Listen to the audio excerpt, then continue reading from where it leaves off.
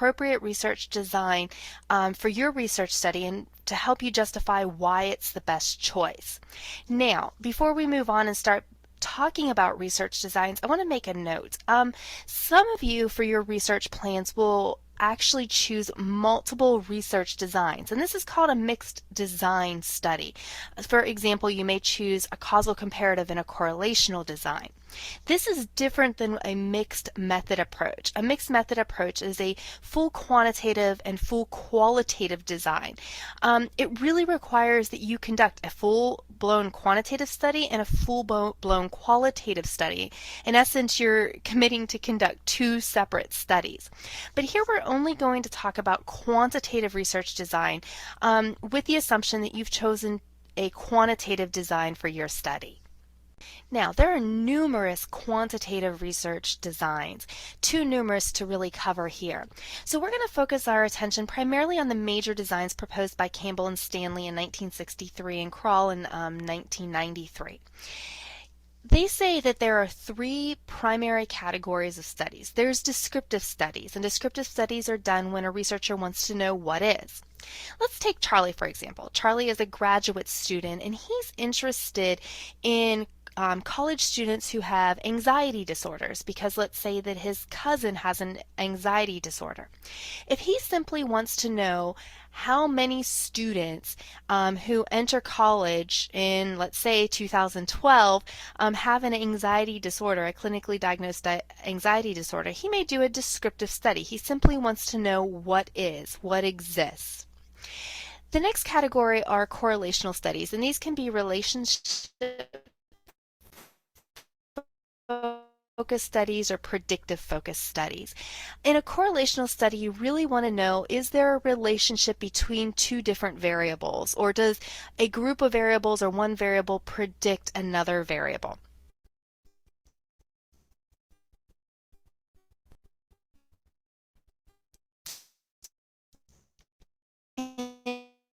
Our example of Charlie may want if one's causing the other, but is there a relationship between the two? He may also ask, does the presence of an anxiety disorder predict achievement in a college freshman English class?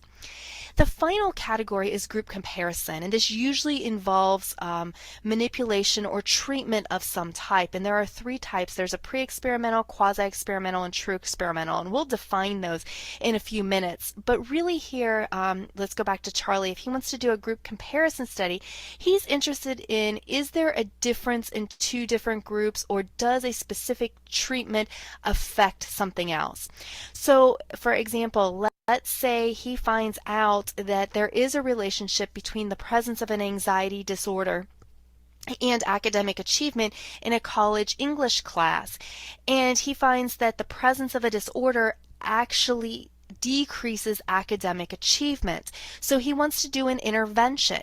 Maybe he asks for volunteers who have generalized anxiety disorder. He provides one group with a special treatment that helps them lower their anxiety during the English class, and he doesn't provide the other group with the treatment. And then he compares the two at the end to determine, does the treatment ultimately affect academic achievement in the college English class? He's doing a group comparison. We're going to take a more in-depth look at each of these specific research designs, but before we do, I want to identify or talk about a few additional designs that some of you may choose to do.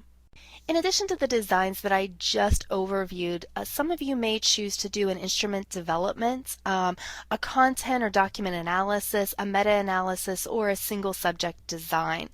Let me talk a little bit about three of those. First of all, some of you may choose to do an instrument development. Oftentimes when you go to conduct quantitative research, you find that the instrument that you were hoping to find doesn't exist, and an instrument needs to be developed. And so you decide to develop an instrument and conduct statistical analysis to determine its validity and reliability. This is a very, very rigorous and intense type of design. Some of you may choose to do some type of document or content analysis. And that is analyzing some type of communication. And so for something that I see often, or this is that students will analyze a discussion forum to determine the presence of, let's say, community in a discussion forum in an online class. Another example of this may be looking at lesson plans, analyzing lesson plans for a specific variable. The last is a single subject design. For those of you that are really interested in a specific counseling group or a special education group, and you have a small sample size, you may want to consider this design. It's a really valid research design. And it's similar to a time series design, which we'll talk about, in which each participant really serves as their own control and they're observed repeatedly. Usually what happens is, let's say, for example, we're looking at children with autism and we want to teach them a basic skill such as hand washing. What we would do is you would baseline them. So you would establish a baseline for each participant. How many steps of the hand washing procedure can they do? You would then at different times implement a treatment that maybe teaches them hand washing, and then you would observe the behavior after the treatment. And this is called a single subject design. If you're really interested in doing this design, Wasson 2003 has a great book that I highly recommend. But for the purpose of this tutorial, we're going to go back and focus on the main designs that Campbell and Stanley talk about. So let's go ahead and focus on those. The first type of study we're going to look at is a descriptive study, and descriptive studies focus on what is. They really aim to understand what is happening, what is in a specific situation with an identified population, and they're usually used to gain knowledge, to identify a problem or identify what is, so that further research can be conducted. It's important to note here that oftentimes descriptive studies are not very rigorous in nature, so a lot of universities don't allow basic descriptive studies for things such as theses and dissertations, and that's the case at Liberty. We really don't allow them and without special permission. But it is important that you know and you understand what a descriptive study is. If I was a researcher and I wanted to do a descriptive study, let's say response to intervention is fairly new term. It's a new type of intervention in the school systems, and I simply want to know what is the attitude of school counselors about the use of response to intervention. I would do a descriptive study. Another descriptive study may be what responsibilities do school counselors even have in RTI as it's implemented in their school. So just in general, I want to know what are school counselors doing to help implement RTI in the school. I would do a descriptive study. Now, most research texts identify two different types of descriptive studies, a survey study and an observational study. A survey study uses some type of written document or online questionnaire or interview to gather information about what is. And there's usually two basic types of survey studies, and that's longitudinal designs and cross-sectional designs. Longitudinal designs study a population over a period of time. They oftentimes are referred to as trend studies or cohort studies or panel studies. So maybe going back to our example of Charlie, maybe he wants to study the academic achievement of students identified with anxiety disorder in their freshman year of college, their junior year of college, and their senior year of college. He's studying them over a period of time. A cross-sectional study then just looks at individuals at one point in time. So again, going back to our example of Charlie, Charlie simply wants to know what is the academic achievement of freshman college students with an anxiety disorder. So he just is looking at one specific point in time about what is. Oftentimes, surveys collect data on attitudes and beliefs. Um, then, like I said, the other type of design is the observational design, and this is the process of observing something that's happening and making a conclusion about it. So, for example, I may go into a school system and observe teachers or observe school counselors.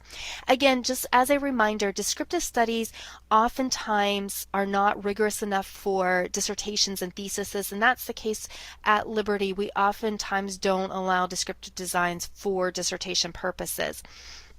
However, or descriptive studies can be very important as you build a case for a thesis or a dissertation because they are describing what the problem is. Now let's look at another type of study. The next design we're going to talk about is one that I didn't mention above, but it's similar to a group comparison study, and that's a causal comparative study. The aim of a causal comparative study is really to examine the possible cause and effect relationship between variables that exist. You are studying a phenomenon after the fact. That is, it's already occurred either naturally or it's been manipulated. Let's consider some examples. If you want to examine gender or ethnicity as an independent variable, you have a causal comparative study. It's something that you as the researcher have not manipulated. Gender occurs naturally, ethnicity occurs naturally. If you as a researcher wanted to examine individuals that smoked versus individuals that didn't smoke, that has already happened. They've already chosen that behavior.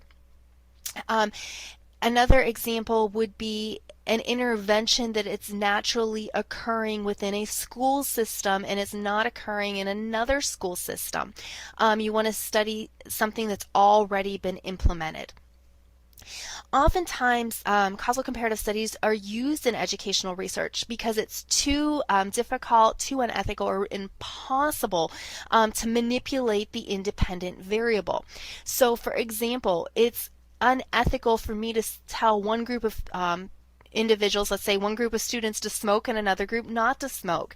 Maybe there's a specific intervention, a school-wide intervention happening at a school, and you can't ask the whole school to implement this new intervention just for your research study. That would be too difficult. And since it's naturally occurring, you can go ahead and study it. Now, it's important to note that a causal comparative study is almost identical to a pre-experimental design, and we'll talk about in a little bit that that's not a credible design. But the difference is that oftentimes a causal comparative study has a control group. Actually, it always has a control group. So what you're looking at with a causal comparative design is you're looking at a phenomenon or something that's happened, and you're comparing it with something else. So for example, a school has this dynamic program that they're implementing, and you're going to compare that school's students' achievement level to another school that's not using that specific treatment. When we talk about threats to validity, we'll talk about all the controls that need to be in place because, again, there's lots of threats to validity, but this is a valid type of study. I like to give you an example of a question that might be used with a causal comparative study. For example, I may say, is there a difference in male and female university students' social presence while participating in an 8-week online class? I simply want to know, is there a difference in their social presence between males and females? And again, I can't manipulate it. It's unethical and impossible for me to manipulate gender. And so I would choose a causal comparative study. As we're talking about causal comparative studies, there's a few additional notes that I want to make about this specific design, and especially take note of this if you're planning to use this type of design. Note that like a descriptive study, a causal comparative design does not require the researcher to exert control or manipulate the phenomenon. However, unlike a descriptive study, you are looking at the possible cause and effect relationship between variables, and therefore you have an independent variable with at least two levels, at least two groups that you're comparing, and you have a dependent variable. You're looking at the possible effect that that independent variable has on the dependent variable. And note that I said possible cause and effect. This is really, really important language if you choose a causal comparative design. You cannot prove, you cannot state that you have a cause and effect relationship if you have a causal comparative design, because there are too many threats to validity. So make sure if you choose a causal comparative design, you're using correct terminology. And just as a reminder, when you choose a causal comparative design, you do so because it's too difficult, too unethical, or impossible for you as the researcher to manipulate the independent variable. Also note that oftentimes causal comparative designs are chosen because you want to explore a phenomenon that's happening. If a lot of causal comparative research has been done in a specific area, and you're finding a lot of causal comparative literature or research in that specific area you're studying, it probably means that we need to start moving more toward more rigorous research, such as an experimental design, which we're going to talk about next. So that's the causal comparative design. Actually, before we talk about experimental research designs, we're going to talk about the correlational research designs. A correlational design, like a causal comparative study, is used for exploratory or beginning research to determine if there is truly more rigorous research that's warranted. The purpose of a correlational study is simply to examine if a relationship exists between variables. Is there a relationship between, like we said in the case of Charlie, is there a relationship between the presence of an anxiety disorder, so whether or not somebody has an anxiety disorder, and their academic achievement or their grade in a freshman college class? Other examples of correlational studies may be, is there a relationship between high school GPA and College Board SAT scores? We know in the research that some research says there is and some research says there isn't. If you choose to do a correlational design, it's important that you recognize that you cannot speak in terms of cause and effect. You simply have two variables of interest. One does not cause the other because you don't know the direction of the cause and effect. You can't guarantee that one variable caused another. All you know is that they are varying together. Either, let's say we're looking at two scores such as GPA and SAT, we just want to know, do they increase and do they decrease together?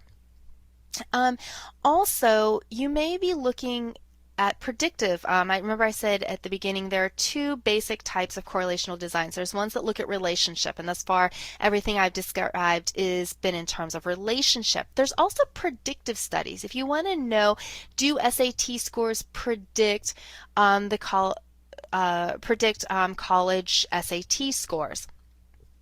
That you can look at, does one variable predict another variable? Now, it's important to note, and especially in talking about prediction, that you have a solid theoretical or conceptual framework in which you're basing that study. Oftentimes with predictive studies, there's been multiple studies that have shown that there's relationship between certain variables or multiple variables, and you want to add to that conceptual or that model or that theoretical model. Let me give you an example of what I mean by that. We know that there's been a lot of research on high school GPA and SAT scores, performance in college, and we've seen that not only does high school GPA predict SAT scores, but also gender and ethnicity, and sometimes there's an interaction between gender and ethnicity and socioeconomic status and high school GPA and the results of an SAT score. So let's say in the literature I find a strong conceptual base or a model that says gender and ethnicity and socioeconomic status and GPA predict SAT scores. Let's say that that model predicts predicts, let's say, 60% of the SAT score. That means there's still 40% of the model that's unexplained. And maybe I have another framework or another theory that says parental attendance at college is another important piece of the pie, so then I'm going to test that. So it's important in correlational designs that you really have a strong theoretical or conceptual rationale for every variable that you plan to study, not just ones that you think, but there needs to be research and theory that backs it up. Again, I want to reiterate, if you choose a correlational study, if you want to look at the relationship between two variables or multiple variables, note that you can only make statements about relationship, and you use this design because there's very little research in the area and it's exploratory. You're only beginning research in the area, or the models that have been presented, specifically predictive models that have been presented, are not complete. There's still parts of it that are unexplained. Now we're going to focus our attention on experimental designs. Campbell and Stanley in 1963 purported that there are three primary experimental designs, and that's the pre-experimental design, the true experimental design, and the quasi-experimental design.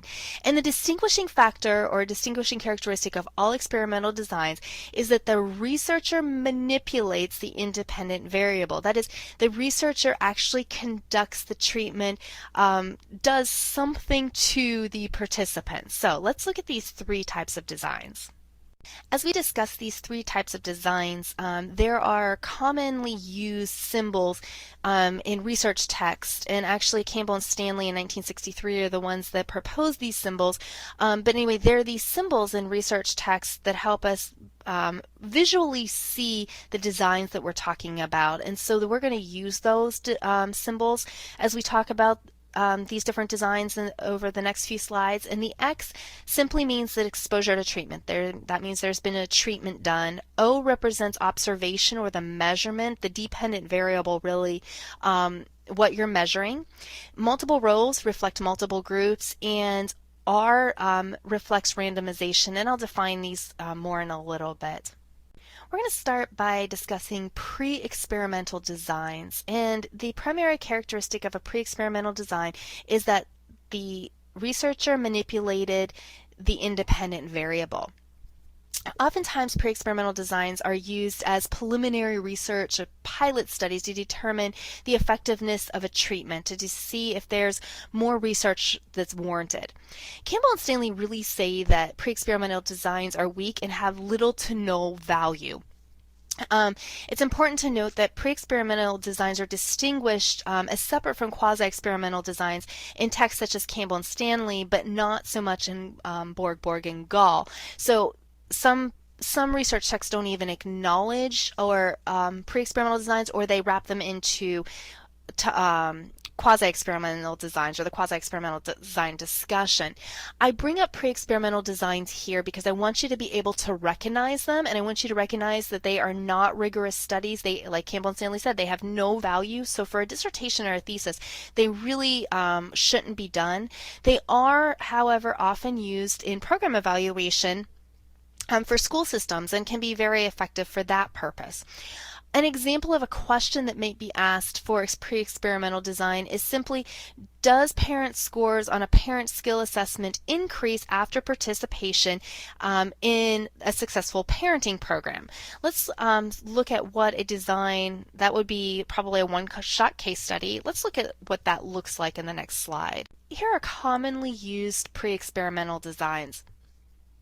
As I just mentioned, the question I just proposed, do parents increase in their skills, or do parents have better parenting skills after a parenting intervention? That's an example of a one-shot case study. Parents are given a parenting skill intervention, and then their parenting skills are measured. Now, you probably already see the weakness in this study. I'll give you a moment to think about it. Do you have it? The problem with this is I can't say it was the intervention that caused this parenting skills. Perhaps parents already had the skills. Perhaps they were watching a parenting program, and that caused the score they got in on the parenting skill, let's say, survey or measurement that I used. So I really can't say it was the intervention that caused the effect on the or cause the parenting skills.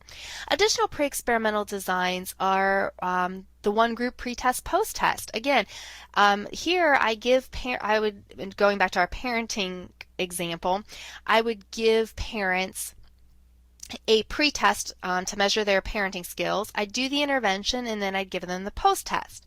Now this is maybe a stronger design because I can see if there was an increase or decrease in parenting skills, but it might have been the pre-test that caused the increase on the post-test. So again, I can't say it was the parenting skill class that actually caused the intervention or caused the increase or decrease in the parenting skills. Same, again, similar weakness in the post-test only non-equivalent group design. If I have two groups and I give one parenting skills and don't give it to the other and then measure them at the end, it may be simple group differences that caused the differences in the parenting skills and not actually the intervention. So these are pre-experimental designs. Let me give you one more example and see if you can identify the design. Let's go back to our case of Charlie. Let's say Charlie has a group of students, freshman college students, who have an anxiety disorder, and he gives them an anxiety intervention, and it helps them reduce their anxiety about their academics or in their classes. And then he post-tests to see if there is a decrease in their anxiety. Again, the problem is if he has one group, he does the intervention, he measures them, it may not be the treatment that actually caused the effect, the lowering, let's say, of the anxiety skills. So again, pre-experimental designs, it's important to know what they are. They can be very effective in program evaluation, sort of exploring, is it even worth going on and examining a treatment further? However, for a dissertation, they are not acceptable designs. As you can see, there's major threats to validity, and you can't talk about cause and effect relationship. So let's look at two experimental designs that are often used and are some of the strongest designs that can be used for a dissertation. Let's first talk about quasi-experimental designs. Now, the quasi-experimental design is often used in educational research because it's more convenient and less disruptive than the stronger true experimental design. The purpose of a quasi-experimental design is to test the effectiveness of an intervention or treatment with a target population. It really allows the researcher to control the treatments and look to see if the intervention had an effect on the identified dependent variable. Again, this is the most rigorous design aside from the true experimental design, and often chosen in educational research because it's more convenient and less disruptive. Let's look at an example of that. Let's say that you wanted to look at problem-based pedagogy for teaching math. And so you ask the question, what effect does participation in a math lesson developed using a problem-based pedagogy have on second grade students' math achievement scores when compared to participation in a math lesson that was developed using traditional pedagogy? And you have Mrs. Smith's class and Mrs. Jones's class, and Mrs. Smith's class, or Mrs. Smith, you train to use the problem-based pedagogy approach, and Mrs. Jones, she continues using the traditional approach. And your specific target population is second grade students. Now, it would be really nice, we're going to talk about random and assignment in a moment, it'd be really nice to randomly assign students to either Mrs. Smith's class or Mrs. Jones's class. However, that's probably not possible in an educational situation. You can't just go randomly assigning students to classes. Therefore, you use Mrs. Smith's class that's already been put together and Mrs. Jones's class. One gets the treatment, one doesn't, and you compare their math achievement scores at the end. You used already composed classes, and so that's a quasi-experimental design. Let's look at more specifically, let's look at specific types of quasi-experimental designs. If you choose to conduct a quasi-experimental design, you may use one of these specific designs. Probably most prominent is the one that I just explained, and that's the non-equivalent pre-test, post-test control group design. And that's the middle one here, represented in our with our little X's and O's, what you do is you pre-test students. So you give both, let's say you gave Mrs. Smith's class and Mrs. Jones's class a pre-test. You want to find out what their math achievement was prior to the intervention. You then give Miss Smith's class the intervention. You don't give it to Mrs. Jones's class, and then you post-test them. This way, you can actually see if the groups were equivalent in their math achievement prior to the intervention. So you know if it was the intervention or not that caused the post-test scores. An interrupted time series design is very similar to that, where you create a baseline. So you would actually give, let's say, multiple math achievement tests. Prior to the intervention, you give one group the intervention, and then you do multiple post-tests. Another design is the counterbalance design, and this one can be very effective at looking at when you want to do multiple treatments, and you give each group a different regimen of the treatment and then compare them so you can see what the effect is. Now, this is a great design. One of the weaknesses, as you can see, would be you're adding multiple, or you're adding more groups. And again, sometimes in educational research it can be difficult when you have multiple groups because each group needs to be fairly large. When we talk about statistical convention and power, when we talk about analysis, you'll see that you probably need anywhere between 30 and 60 individuals per group. Again, just to recap, a quasi-experimental design is often used in educational research. It includes both, it has two primary characteristics, and that's manipulation. You as the researcher actually cause the treatment, you manipulate the independent variable, and there's always a control group, a comparison group. Now, talking about control comparison group, let me stop here for a moment and talk about that. There are different types of control groups, and you need to decide what type of control group you are going to use. Kasdan 2003 book has a great discussion on different types of control groups you have. Most of the time in educational research, you're going to use a no treatment control group of some sort, or a non-specific treatment group, in which one group gets an intervention and the other group is the same in every single aspect, in every single way, except for that intervention. And let me also say this, when you're thinking about that control group, it's important that the element that you're studying is the only thing different. So for example, I can't compare Mrs. Jones's math class to Mrs. Smith's English class, or compare a sixth grade math class to a fifth grade math class.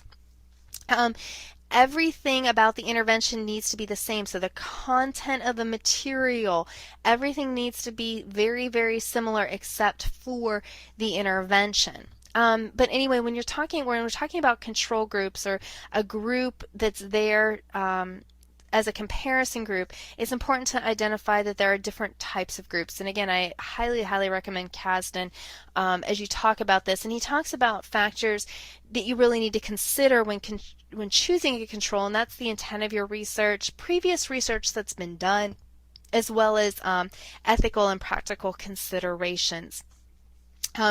Let me go back and just remind you, quasi-experimental design has two characteristics, manipulation and control. It is often used in educational research because it's too impossible or not ethical to do the more rigorous true experimental design, which we're going to talk about next. And really the aim of a quasi-experimental design is to determine the effectiveness of some type of intervention. If you're thinking about a causal comparative study and you have the opportunity to do a quasi-experimental study, I highly, highly recommend you consider a quasi-experimental study. It's a much more rigorous, it's a better research design. There's less threats to internal validity. The last design we're going to talk about is the true experimental design, and this design is truly the most rigorous design, and ultimately the design that you want to choose if you have the opportunity to do so. The purpose of this design is to examine the cause and effect relationship between variables. You really investigate the possible cause and effect relationship by exposing one or more experimental groups to some type of treatment that you as the researcher do, and you compare those results to one or more control groups not receiving the treatment. Again, this is considered the most rigorous design. Examples of questions that you may ask if you're doing a true experimental design is there a difference in students' sense of community based on the type of technology they're using in a class? So for example, let's say I have two classes. One class does all of their discussion via Blackboard discussion. Another class does all of their discussion via Skype. And I want to compare, does community differ among the students? So everything in the classes are exactly the same except the technology that's used for the discussion. And obviously there's theoretical and conceptual reasons for why you would compare those two things. But and let's say there are three characteristics of a true experimental design. So I've already talked about manipulation. So I, as the researcher, am manipulating the independent variable, and I just talked about that. I'm giving one group a discussion using discussion board, and I'm giving another group a discussion. I'm going to do it via Skype or via some type of online conferencing system. There's a control group, so there's a comparison group. And the last thing that characterizes or makes a true experimental design unique is the ability to randomize. So in this specific scenario, I would ask for a group of volunteers, and then I would randomly assign them to either the treatment group or the control group. Now, the important thing to recognize about randomization is this. Campbell and Stanley in 1963 say that if you randomize, you can assume group equivalence. You can assume a group equivalence. And so you can assume the groups are starting out the same, and so it's actually the treatment that caused the effect. As we've done with the other categories or other types of designs, let's look at specific types of true experimental designs. One of the most rigorous designs is the post-test only design. In this case, you randomize your groups. You do random assignment. Note I said random assignment, not random selection. Random assignment, so I have my group of volunteers. In the example I gave, I used college students, let's say. I have a group of them, and then I randomly assign one to treatment, one to non-treatment. I do the treatment, and then I post-test both of them. There's also a pre-test, post-test equivalent group design, in which is exactly what I just explained. However, you randomize them, you do a pre-test, you give one group the experiment or the treatment, and then you, not the other group, and then you post-test them. Now, Campbell and Stanley say that this design introduces a threat to validity, and that's the testing threat to validity, so it's preferable to do the post-test only design. There are other textbooks and researchers that disagree with that. An alternative is to combine those two and do a design called a Solomon 4 design. And here you can see two groups get the treatment, two groups get the pretest, and then you compare. And so you can see if the pretest cause any effect or introduce the testing threat to validity. A Solomon 4 design is probably the strongest true experimental design. The problem with a Solomon 4 design is sample size. You need a very, very large sample size to do a Solomon 4 design. Again, remember 30 to 60 individuals per group probably. So oftentimes it's just not feasible. It's too costly. You don't have enough individuals to do a Solomon 4 design. Now, we've just discussed the primary designs, and we discuss types of designs and specific designs within each of those types. So true experimental design, you have post-test only design, pre-test, post-test equivalent group design, Solomon 4. When you are identifying your specific research design, you can identify the type, but then be as specific as possible. We've talked about the different types of designs and identify the different types of designs. We've also talked about reasons that you would choose the designs, and so you also need to talk about why you chose that specific design. Here with the true experimental design, it's the most rigorous research design when I want to look at a cause and effect relationship between variables, and therefore that's why I would use a true experimental design. Let's talk a little bit more about choosing your design. Here's a list of questions that can be helpful in identifying which design you're using for your research. And remember, I said you can use mixed designs. So let's say, for example, one of my independent variables is gender, which I'm not going to manipulate, but one of my independent variables is a treatment that I as a researcher am going to manipulate. Obviously, since I'm not manipulating gender, I have a causal comparative design, but if I am manipulating some type of treatment, depending on whether or not I use randomization, I have a quasi-experimental or true experimental design. So just recognize that. You may have multiple designs. So for every variable, specifically independent variables or variables of interest, you need to go through and ask these questions. So let's go through and ask these questions. And I want you to think about your research, and I want you to think about answer yes or no to these. First of all, or answer the question. First of all, are you concerned with relationship or difference between variable? If you're concerned with the relationship between variables, then you have a correlational design. If you're just looking at the relationship between two variables, which most research is more complex than that. If you're looking at the relationship just between two variables, we may need to talk. Your design may not be rigorous enough. But if you're just looking at the relationship between two variables, you have a basic correlational design. If you're looking at multiple variables, the relationship of multiple variables to one, or examining a model, you have some type of predictive design. So we've already determined your design if you're looking at relationship. Now, if you're looking at the difference between variables, or are two groups different, you then have some type of group comparison. So the next question you're going to ask is, will I manipulate the independent variable? If your answer is no, it's already occurring within the environment, then you have a causal comparative design, which is a type of ex post facto design. So you have causal comparative. If your answer to that question is yes, I am going to manipulate the independent variable, then you need to keep asking yourself these questions. The next question you need to ask yourself is, will I use a control group?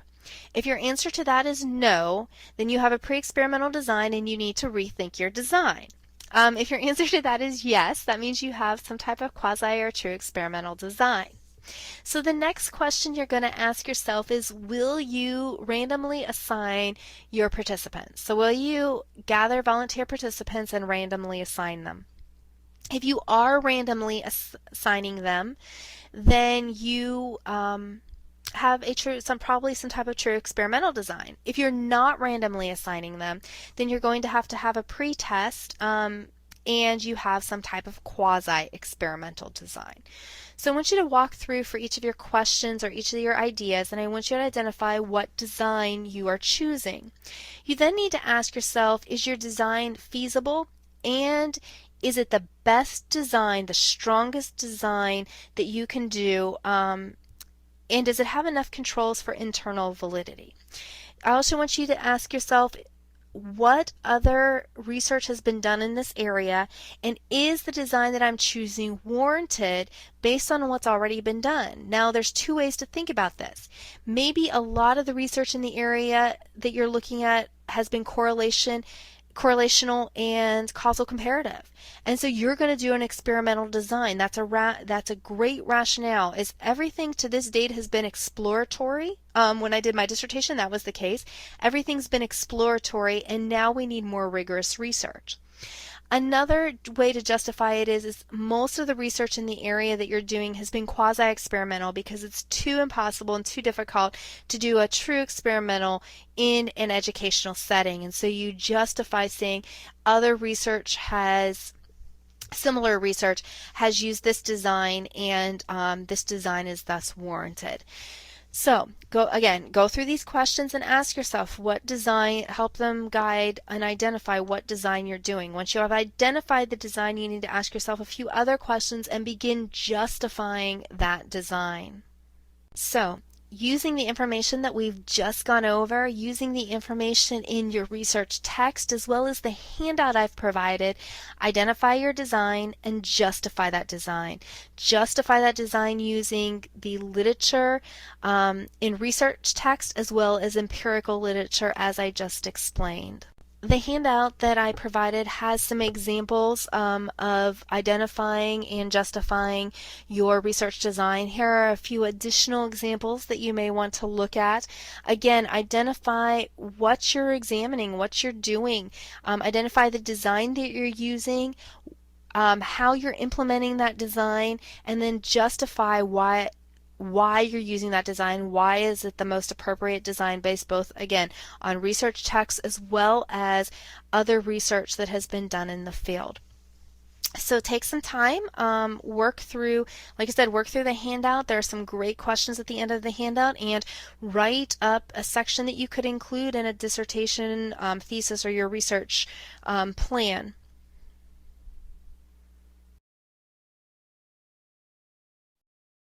All right, members, good morning once again. Good Good morning. I hope I'm clear that side. Good morning. Good morning. Yes, my name is Ahmed Walgembe. I'm standing in on behalf of my colleagues, Joseph Elasu, who is not with us. His network is not good. I hope the video has been clear. Can I confirm that too, that the video was clear? Very clear. Yeah, Very was. Clear. It was. All right. Okay, that is good. So as we have just a few minutes to end of the session, my interest would be in the last question that were posed from the video. How many of us can justify which design we are using and why? And that is one of the most important questions that we actually will skip. We have over time presented here a number of research designs. I think we appreciate Prof for that opportunity that we have brought people. Well, there's a time we brought a number of presenters to discuss, senior colleagues to discuss about different research designs. And we spent close to 3 to 4 months discussing research designs. But the question goes back to the same. How many of us can justify which designs are we using and why? So hopefully, let me throw this back to the audience to give us a few comments here and there, and then we can close the session later. Yes, members, lessons from the video, and how many of you can share which design are you using and why? Because that is the most important question that was in the video. Why, which design are you using and why are you using it? But back to the PhD students, yes, colleagues.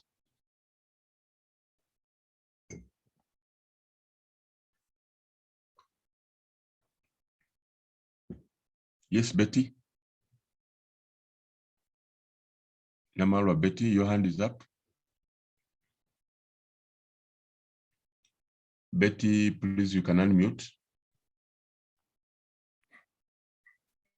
Hello. Yes, hello.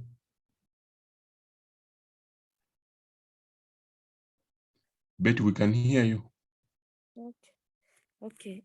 I think to choose a design that I'm supposed to use, it depends on the variables I'm to use. Am I to use 2 variables or more than that? And even it depends on whether I'm looking at the relationship or what, because if I'm interested in looking at the relationship between my variables, I may use correlation. So it depends on the variables I'm to use. And even since it is like a plan for all my research, I need to look at the methods.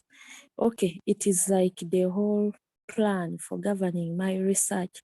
So to choose a design, I have to first know, first of all, the variables I'm going to use, and even am I interested in relationship, correlation, or what, such that the design I'm choosing, it is fit to help me come out with the objectives of the study, and at the end of the day, I may draw reliable conclusions.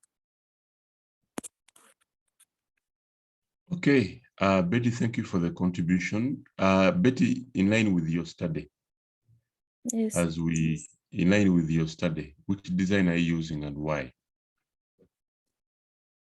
Okay, now I'm using descriptive study, descriptive research design, because I'm intending to describe the phenomena that I have majorly, since my research is more qualitative, but it's just supplemented by quantitative, since reality is multifaceted, that I can't use one design, one method of maybe data collection or what. So my studies I use more descriptive research design,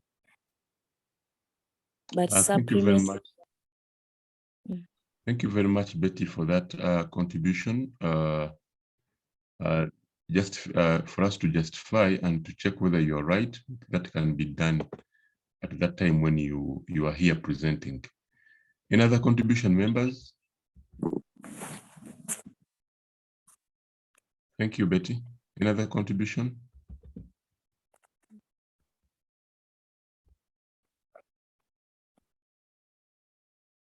Yes. Any other contribution from the PhD students? Thank you so much, Dr. Ahmed Balogembe. One thing I've noticed regarding these experimental, quasi-experimental designs and true experimental, I've noticed it's mostly common used by students who are studying health-related sciences or public health. You'll find usually most of the times they have control groups, non-control groups, randomized tests, non-randomized tests running through.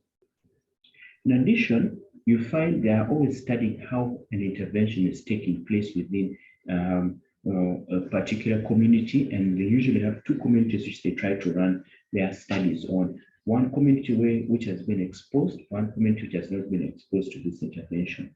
Another area I've noticed where such experimental designs apply most heavily are studies where you find students are dealing with things of psychology and sociology, where they try to look at social relationships within individuals and how are they psychologically responding to certain factors.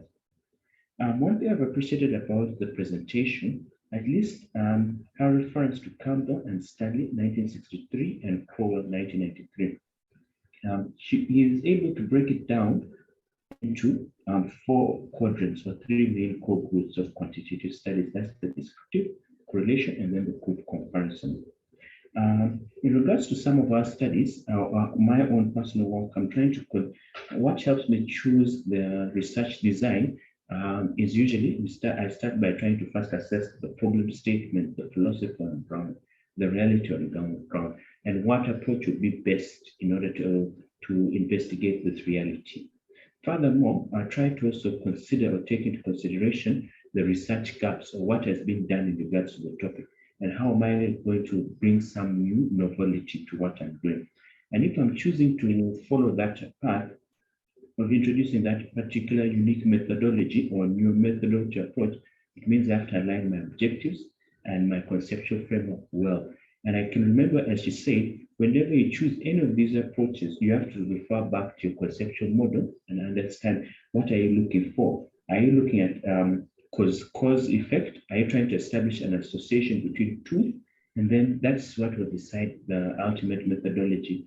And one thing I've picked up is if you're using descriptive, there are two forms which you use: surveys, and under that survey, we're looking at longitudinal or cross-sectional. The most important thing which I've derived from longitudinal is you're trying to establish a trend over a long period, and hence it drives us to a key point which I've noticed many researchers are now running towards to panel data in order to derive this trend over. And due to the availability of panel data, we're able to actually build a much better image of this trend taking place. I submit, Doctor. Thank you so much for the presentation. Thank you, Omojong, for your contribution. I think that is quite great. We can take one more contribution and then we can possibly come to the end of our first session. Any one more contribution from the students community regarding research designs and why you selected one? Hello, Doctor. Yes. This is Iga David. So, basing on what I've been studying from this platform regarding research design,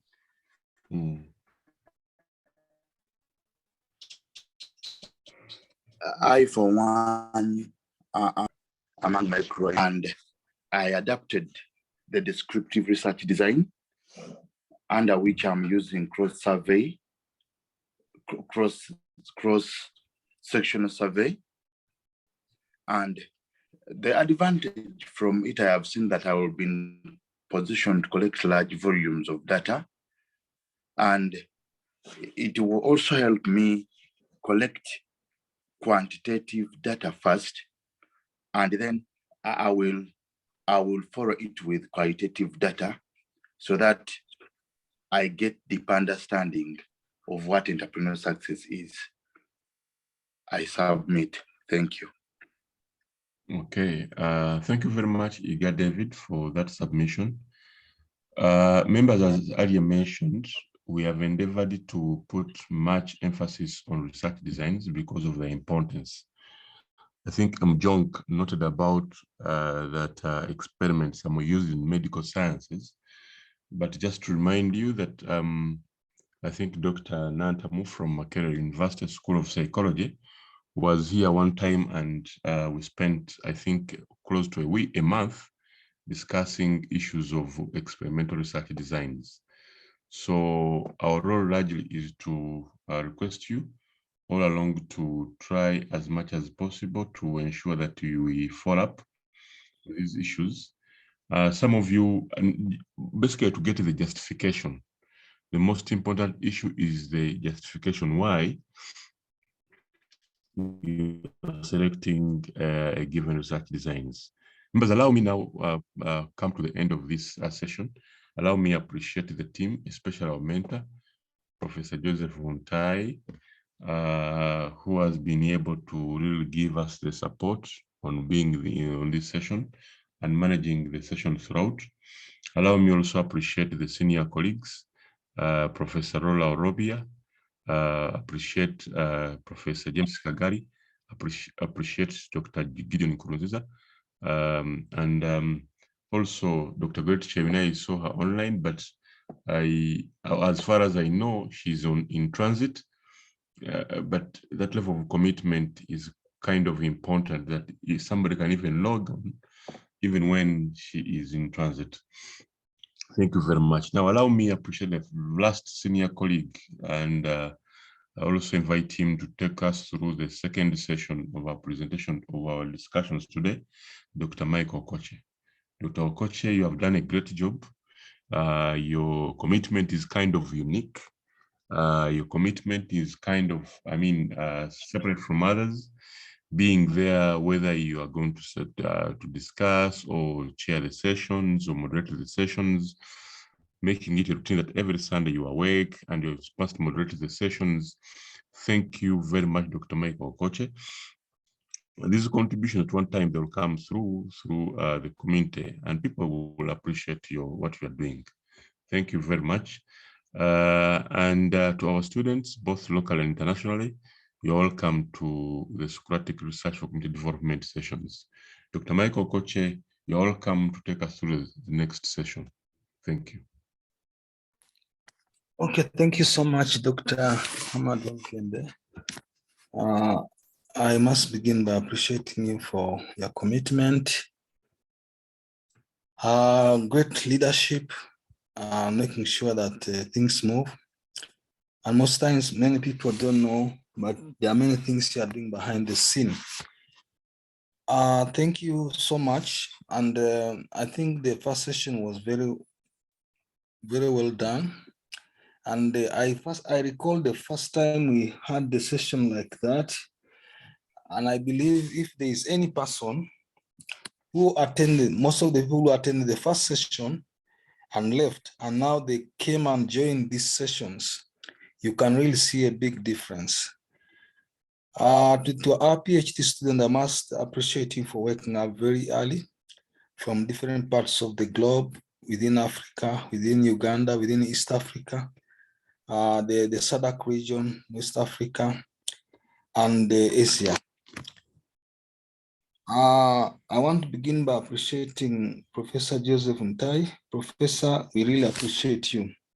And sometimes it's very difficult for you to know how blessed you are, but I must say that we as a community of scholars in this country are really privileged to have you. And we thank you, and we keep praying that God may give you long life and keep taking us through. I also want to thank the senior colleagues, Professor Laura. Thank you so much. And your contribution has been enormous in this platform. Professor James, thank you so much. Dr. Gideon, thank you so much. And I believe that the PhD students should be grateful.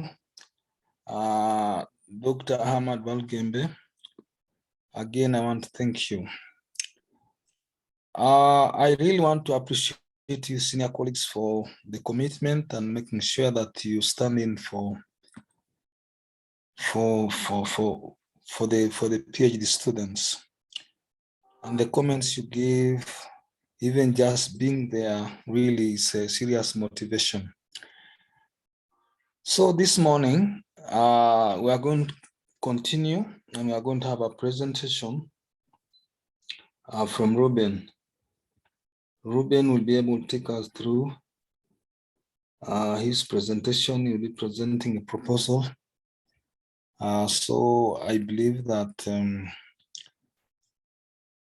Ruben, are you in the house?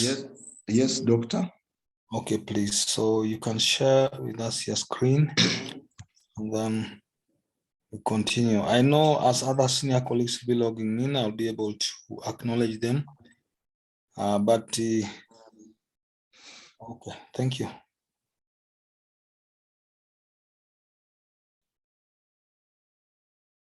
So Ruben, you'll take us. Is my screen seen, doctor? Yes, Ruben. Okay. You can take us through in 40 minutes, then we can be able to have a feedback. Try to be within 40 minutes. Okay. Thank you, doctor. Good morning, everyone. My name is Ruben David Kizito, and I'm presenting my PhD proposal about succession planning of family businesses. This is the proposal structure, background, theoretical foundation, knowledge gap, statement of opportunity, purpose, significance, scope, objectives, and hypothesis, conceptual framework, philosophical orientation, and finally, I'll end with methodology. The growth and longevity of businesses is critical to the success of a global economy. Manoj et al., 2017. Family businesses which embrace the process of selecting and preparing successors create family harmony, and sustain businesses for generations. So according to Noel, et al., 2012.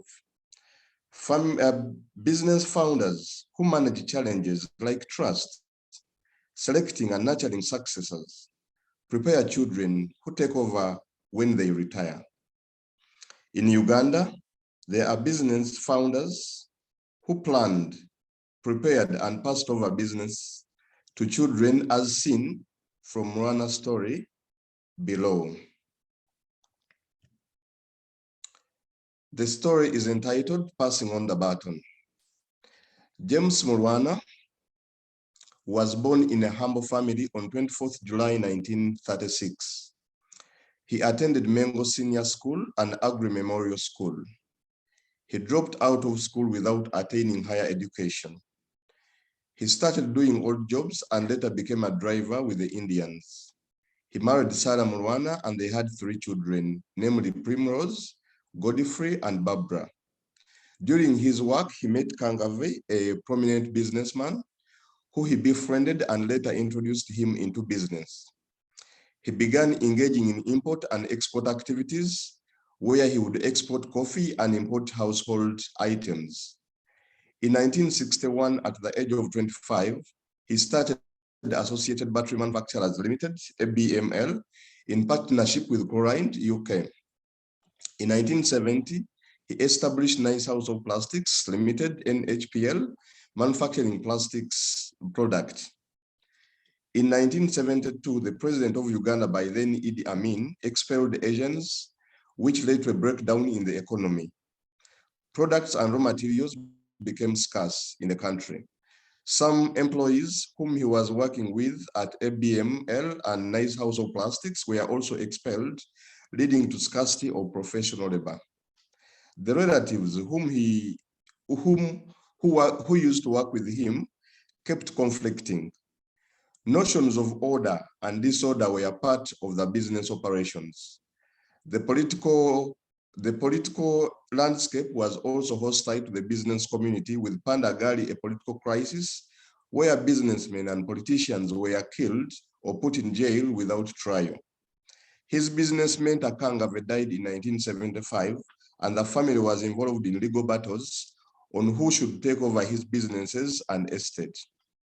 Meanwhile, in 1978, Murwana was diagnosed with abdominal alignment, which made him receive regular medical checkups from London and Thailand. Despite the conflicts, tensions, and chaos among family members, he still depended on them in managing his businesses and had the desire to create a family business group. Murwana set a goal of building a business empire, train his children in running it so that he can pass it to them when he retires.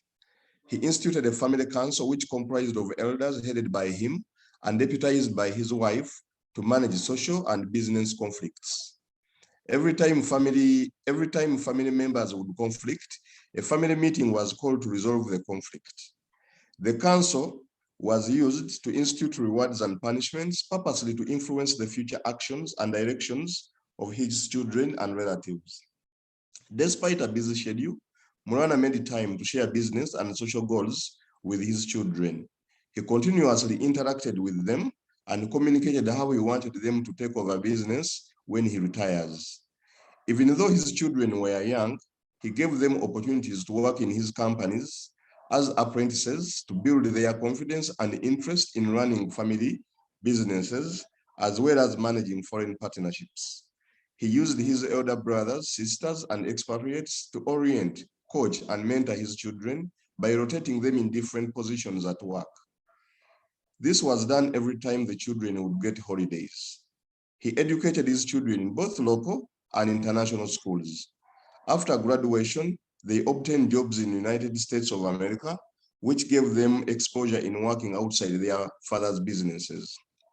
Later, Barbara will join her father in 1987 and took up the role of being a personal assistant.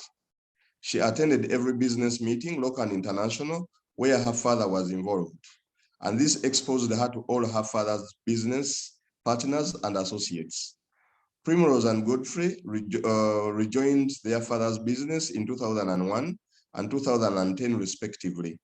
The children, through meetings with their father, working with relatives and expatriates, were taught and oriented on how to manage risks, make decisions, and being ambitious with the business goals. He continued to be proactive and identified more opportunities while working with his children. Together, they decided to venture in farming, and in 1988, Jessa Mixed Farm was opened. In 1990, Murwana family gained full control of ABML and renamed it Uganda Batteries Limited, UBL. In 1992, Nsimbe Estates Limited was started, dealing in horticulture farming for export of cut flowers in a joint venture with a German partner. In 1994, Jessa Farm Dairy was established with a milk processing, pasteurizing, and packaging plant to produce packed milk, butter, yogurt, and cream. In 2002, they started Jessa Investment Limited as commercial property development entity. Murwana died in 2013 after a short illness in Nakasero Hospital. The children were able to take over and manage the father's business enterprise. The children were able to take over and manage the father's business enterprise, and before his death, Barbara had assumed the position of general manager, while Primrose and Godfrey were manager Jessa Dairy Products and Uganda Batteries Limited, respectively. Family conflicts were managed by family council, and without any legal suits, Murwana children and wife were in control of the businesses. To date, all companies continue to enjoy the largest market share in their respective sectors. To date, no company left behind by their father has closed 10 years after his death. The children have grown their father's business from where he left them. For example, Jessa has expanded its distribution and product line to include 5 flavors from 2 by the time of the death of their father. Share from the story their lessons learned. 1. Goal setting is crucial in succession planning and must be initiated by the founder. Family farm succession planning seems to be more successful when heirs are better prepared. Engaging children into business helps to build psychological contracts, and punishment power shapes their actions. Family business owners need to pass over the enterprise to the potential successors when they are still alive, when they are still active. Orientation, mentorship, and educating children prepares them for succession. Succession planning is a complicated ongoing process which requires theoretical explanation. For this case, a number of theories have been adopted to inform this study, and one is goal-setting theory by Rocky and Anthem, 1990. Its main argument is that the mechanism by which a specific high goal leads to high performance are choice, intensity, commitment, and knowledge. Its contribution to the study is that Murwana's idea to set a business empire and leave it to the children was a set goal. The theory pays less attention to social processes, which led to Murwana's actions to involve his family into the affairs of the business. That limitation is addressed by social exchange theory. Its main argument is that social relationships are a process of negotiated exchanges between actors. Brown, 1964, Thomas, 1958. And the contribution is that Murwana gave his children roles in the affairs of managing business with promises. The theory pays less attention to family conflicts and chaos, which emerged as a result of children and family members working together. Thus, the limitation of this theory is addressed by complexity adaptive systems theory. Complexity arises when agents in an organization interact, generating differences and unanticipated outcomes. This is according to Goldstein et al., 2010. The contribution is Murwana used the family council in solving conflicts and family chaos. Also, Murwana also managed to work with many people with different backgrounds and perspectives, but managed to overcome business hurdles and conflicts to successfully transfer the business.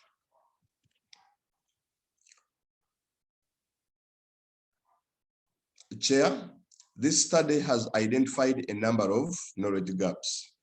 One, previous research have used direct relationships. This study introduces psychological contract as a mediator. This is so because the decision of family members to join or exit family businesses entirely depends on an individual, or depends on individuals. This is according to Noni et al., 2021. Previous research have used the single theory, major agents theory, John F. Leconte, 2020, which creates a theoretical gap. This study will use a multi-theoretical approach to explain succession planning. Previous studies, either qualitative or quantitative, thus a methodological gap. Francesca et al. 2021 recommends that future research could use a mixed method. Therefore, this study will adopt a mixed method in explaining succession planning.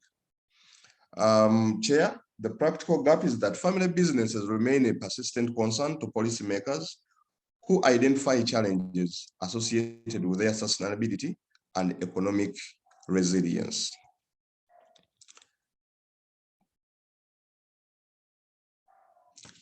Statement of opportunity. The opportunity in studying succession planning lies in using several theories as and the story from Murwana group of companies. Goal setting theory. Murwana set a goal of building a business empire, created partnerships, which is reflected in moving, for example, moving with Barbara to different meetings and allocation of management of different companies to his children when he was still alive. Goal setting theory is gives us an opportunity in using punishment power, apprentices, shared business goals, and appointment of Barbara as the personal assistant. Complexity adaptive systems theory is the opportunities seen in management of chaos, conflicts by establishment of a system of the family council, and also opening up more business units. Further, Chair, the theories previously highlighted or identified helped me to develop this conceptual framework. And the dependent variable is succession planning, which will be measured using trust, successor selection, social identity, and mentorship. And the IV is entrepreneurial actions, goal setting, and entrepreneurial orientation. And the mediation is psychological contract. Chair, allow me proceed. I'll be in a position to unpack these variables when I get into the, to explain the relationships when I get into the hypothesis, but also I'll be in a position to get deeper into the same variables when I get into the operationalization table.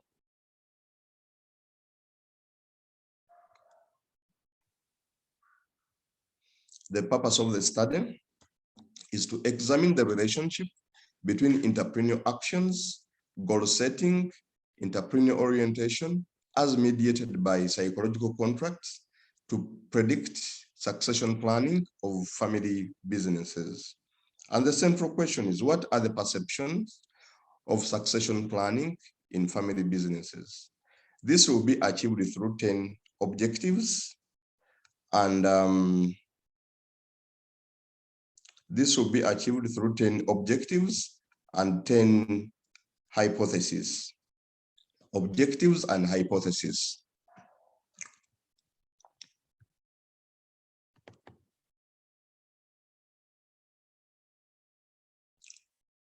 Chair, allow me share the first three direct objectives and also get to and share also the last three mediation. One, objective one, to examine the relationship between entrepreneurial actions and succession planning. And the hypothesis is there is a positive and significant relationship between entrepreneurial actions and succession planning. Objective two is to examine the relationships between goals, the relationship between goal setting and psychological contract. And the hypothesis is there is a positive and significant relationship between goal setting and succession planning. Objective three is to examine the relationship between entrepreneurial orientation and succession planning. And hypothesis three is that there is a positive and significant relationship between entrepreneurial orientation and succession planning. The mediation starts from objective 8 to establish the mediating role of psychological contracts on the relationship between entrepreneurial actions and succession planning. Psychological contract, hypothesis 8 is psychological contracts mediates the relationship between entrepreneurial actions and succession planning in Uganda. Then 9, to assess the mediating role of psychological contracts between goal setting and succession planning. The hypothesis 9 is psychological contract mediates relationships, the relationship between goal setting and succession planning. The 10th objective is to assess the mediating role of psychological contracts between entrepreneurial orientation and succession planning. And hypothesis 10 is psychological contract mediates the relationship between entrepreneurial orientation and succession planning. Chair, allow me proceed to the significance of the study. The study will help business owners in building their family. The study will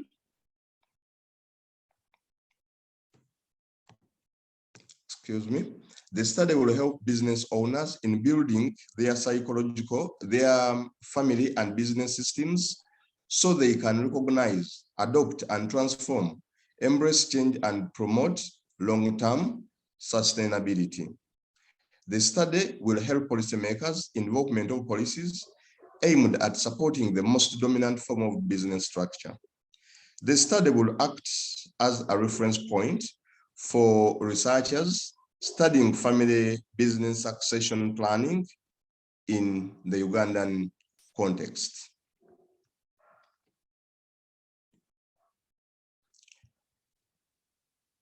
Chair, the justification of this study are family businesses continue to be among the most common forms of business organizations today and the thriving force behind the global economy. This is according to Jeff and Susan, 2019. The family business contributes 70% of the world GDP and remain the most dominant form of business in the African region. Visa 2021. Succession planning constitutes a critical success factor in the performance and sustainability of family businesses. This is according to Amakwa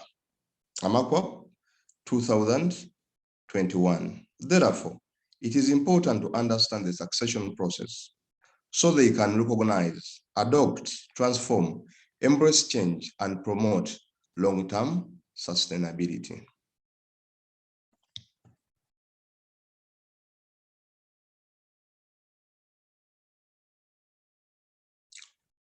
Chair, as I proceed, the study will be conceptualized from an enterprise, family industry context, the successor, and the incumbent.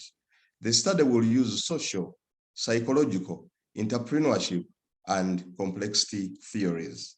The study will be conducted from the Central Business District of Kampala, and this will help to leverage on high concentration to some of businesses, to sample family businesses from non-family businesses.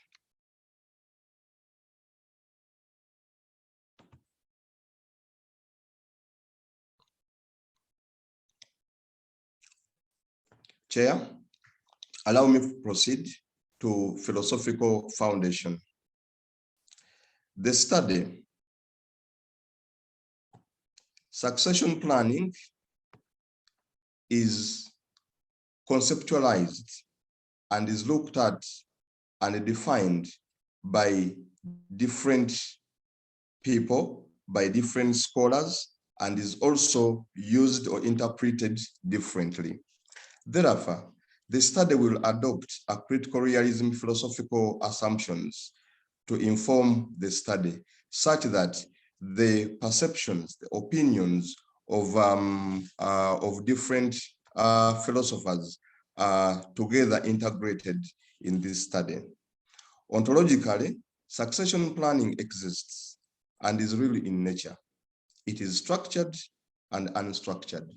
For example, from the story that I've just shared, it is succession planning was structured, but also there are also those other businesses which don't have a similar structure, but have also been in a position to have succession planning. So epistemologically, knowledge about succession planning is assumed to be acquired using both objective and subjective methods of data. And where we have objective and subjective methods of data, it means that we can acquire knowledge about succession planning using both qualitatively and quantitatively and qualitatively. Chair, allow me proceed to the research design. The research design, this study will employ a cross-sectional design. Why? Because it allows the researcher to collect big volumes of data from several organizations within a short time. The study will use a mixed method strategy, combining both quantitative and qualitative approaches of data collection, according to Courtney, 2017. The researcher is guaranteed that the weaknesses in one approach are solved by the strength of the other approach. Chair, the study population and sample size. Study population will be 76,639 small, medium, and large enterprises in Kampala.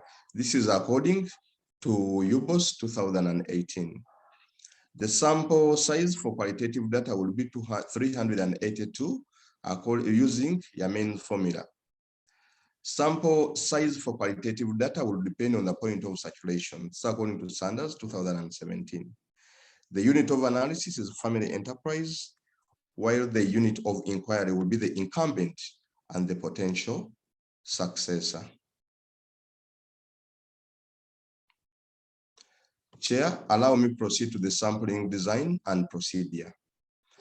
Snowballing sampling design will be adopted. This approach will be used because there is no easily available database for family enterprises.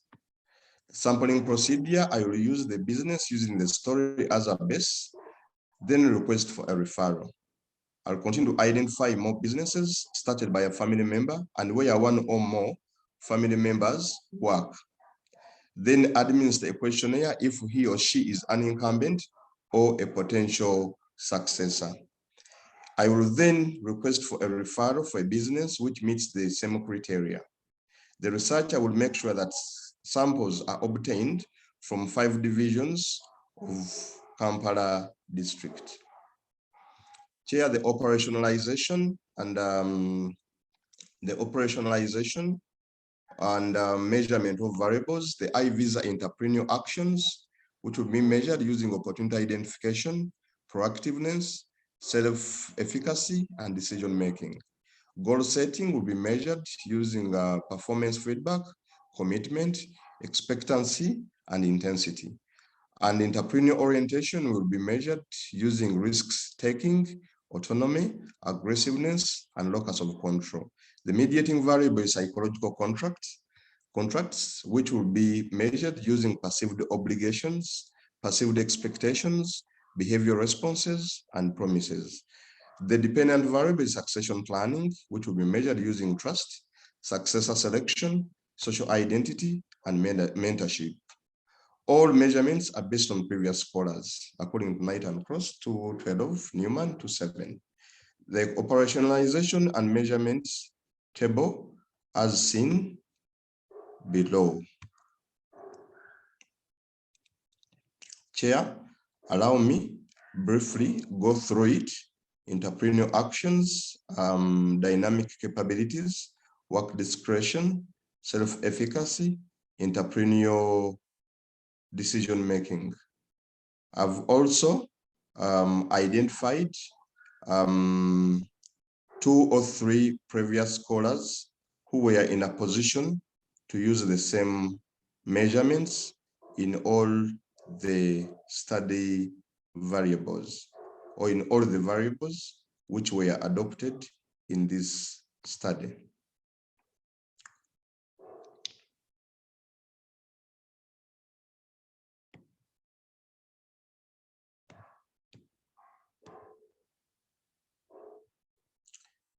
Chair, allow me proceed to common method biases.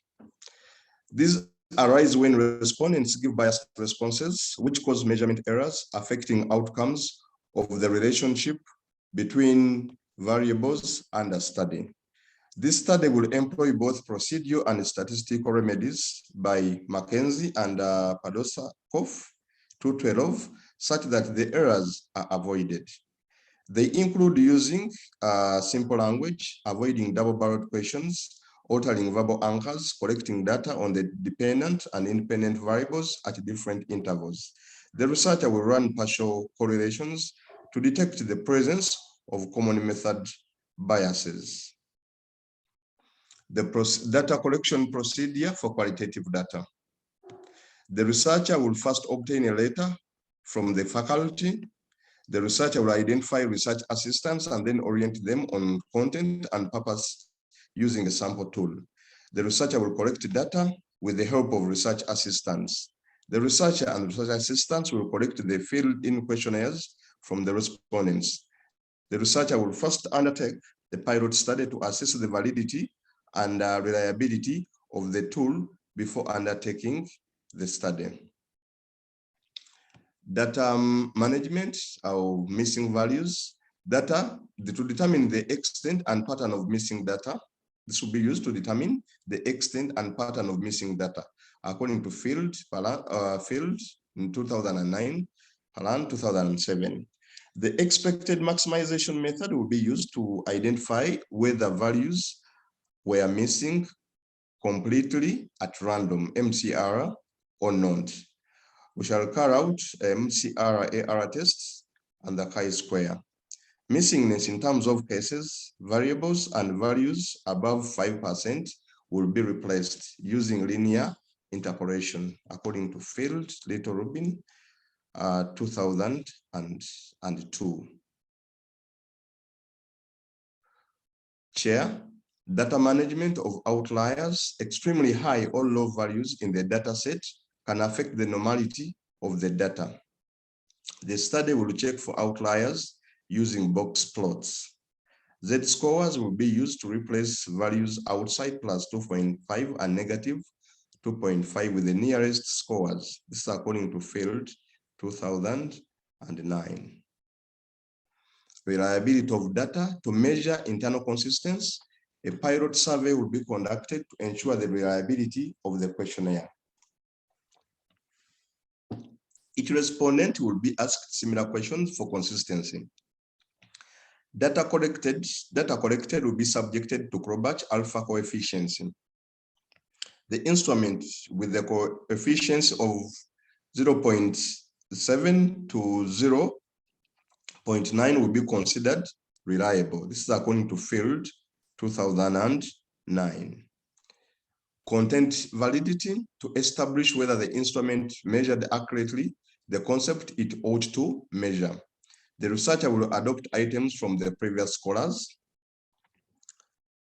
Chair, allow me flash the questionnaire.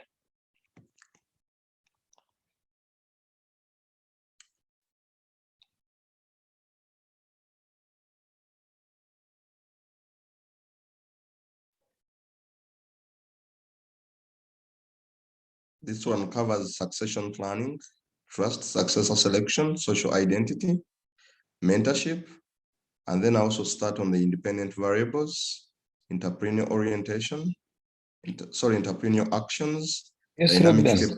Yes. Like we're not seeing the questionnaire. Oh. Okay, let me get back. The researcher, let me try it again.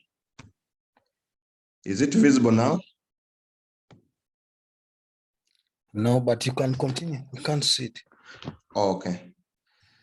The researcher will subject the questionnaire to experts in family business, SMEs. The researcher will compute content validity index and a cutoff of 0.7 according to field 2003. 13 will be considered as valid. Construct validity to establish whether the measurement items measure all the theoretical components of the variables. Sanders et al. 2009. Two types of construct validity exist. That is convergent and discriminant validity. The study will employ both, and the processes will involve testing items convergent and divergence. Convergent validity measures of similar construct will be related and put together to explain a construct. F should be at least 0.50, field 2009. Discriminatory validity, unrelated items detached and loaded separately from each other. We shall compare correlations among constructs.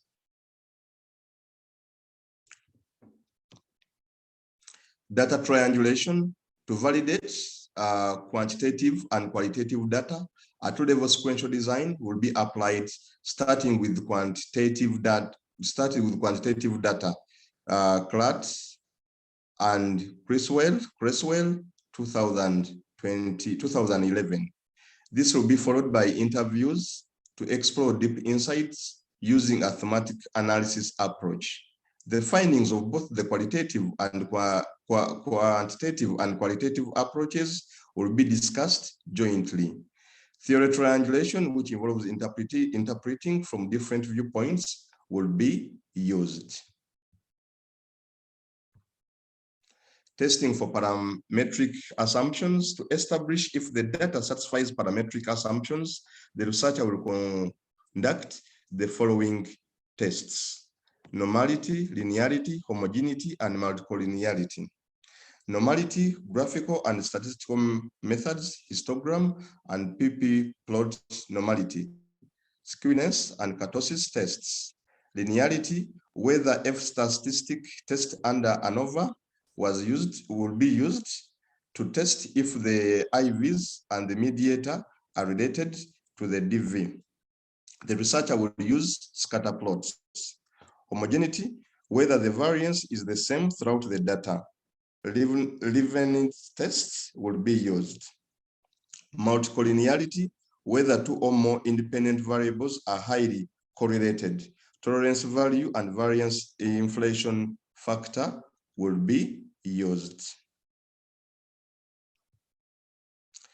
The data, qualitative data analysis, the data collected will be entered, coded, edited, and captured into SPSS version 24.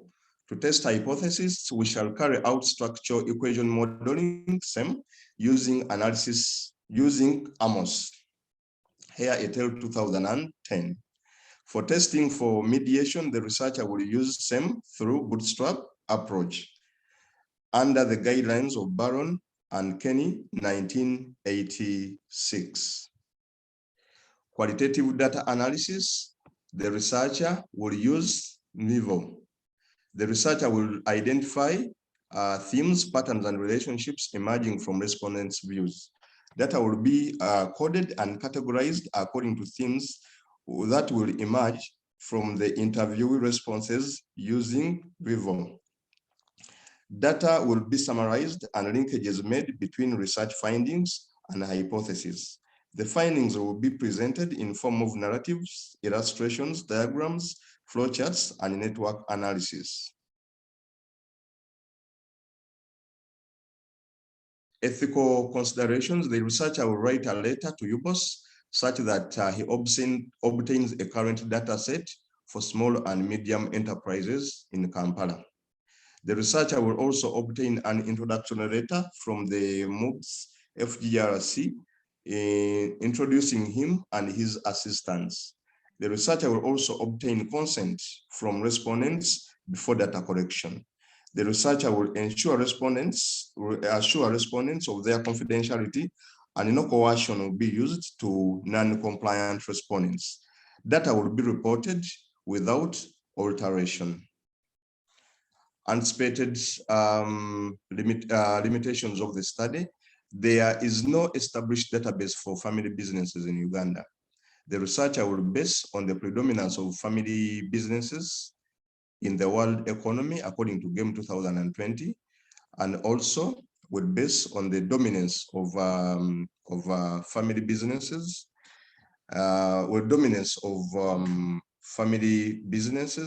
to sample businesses that belong to family and out of non-family businesses.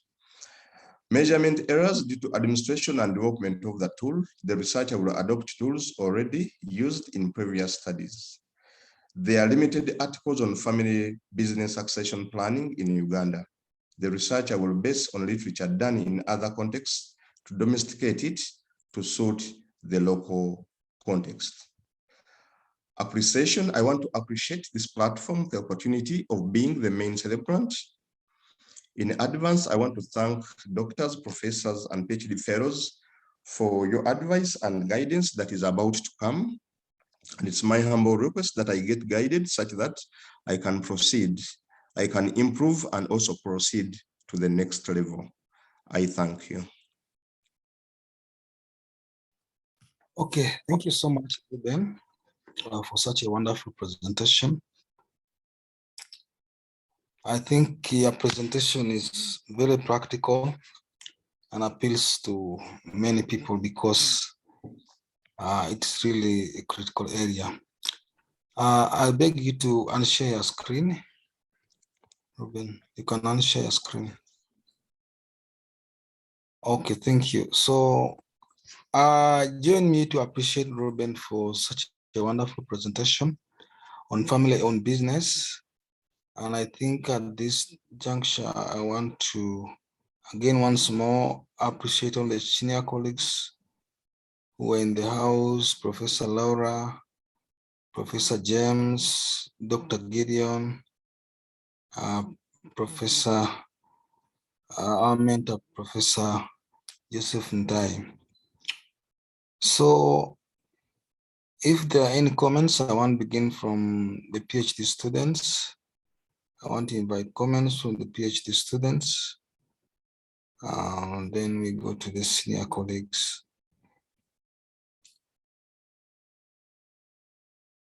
Any observation?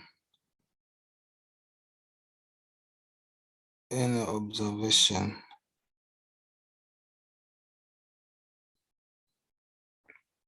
Let me begin with the PhD students. Any comments for your colleague? Yes, Betty.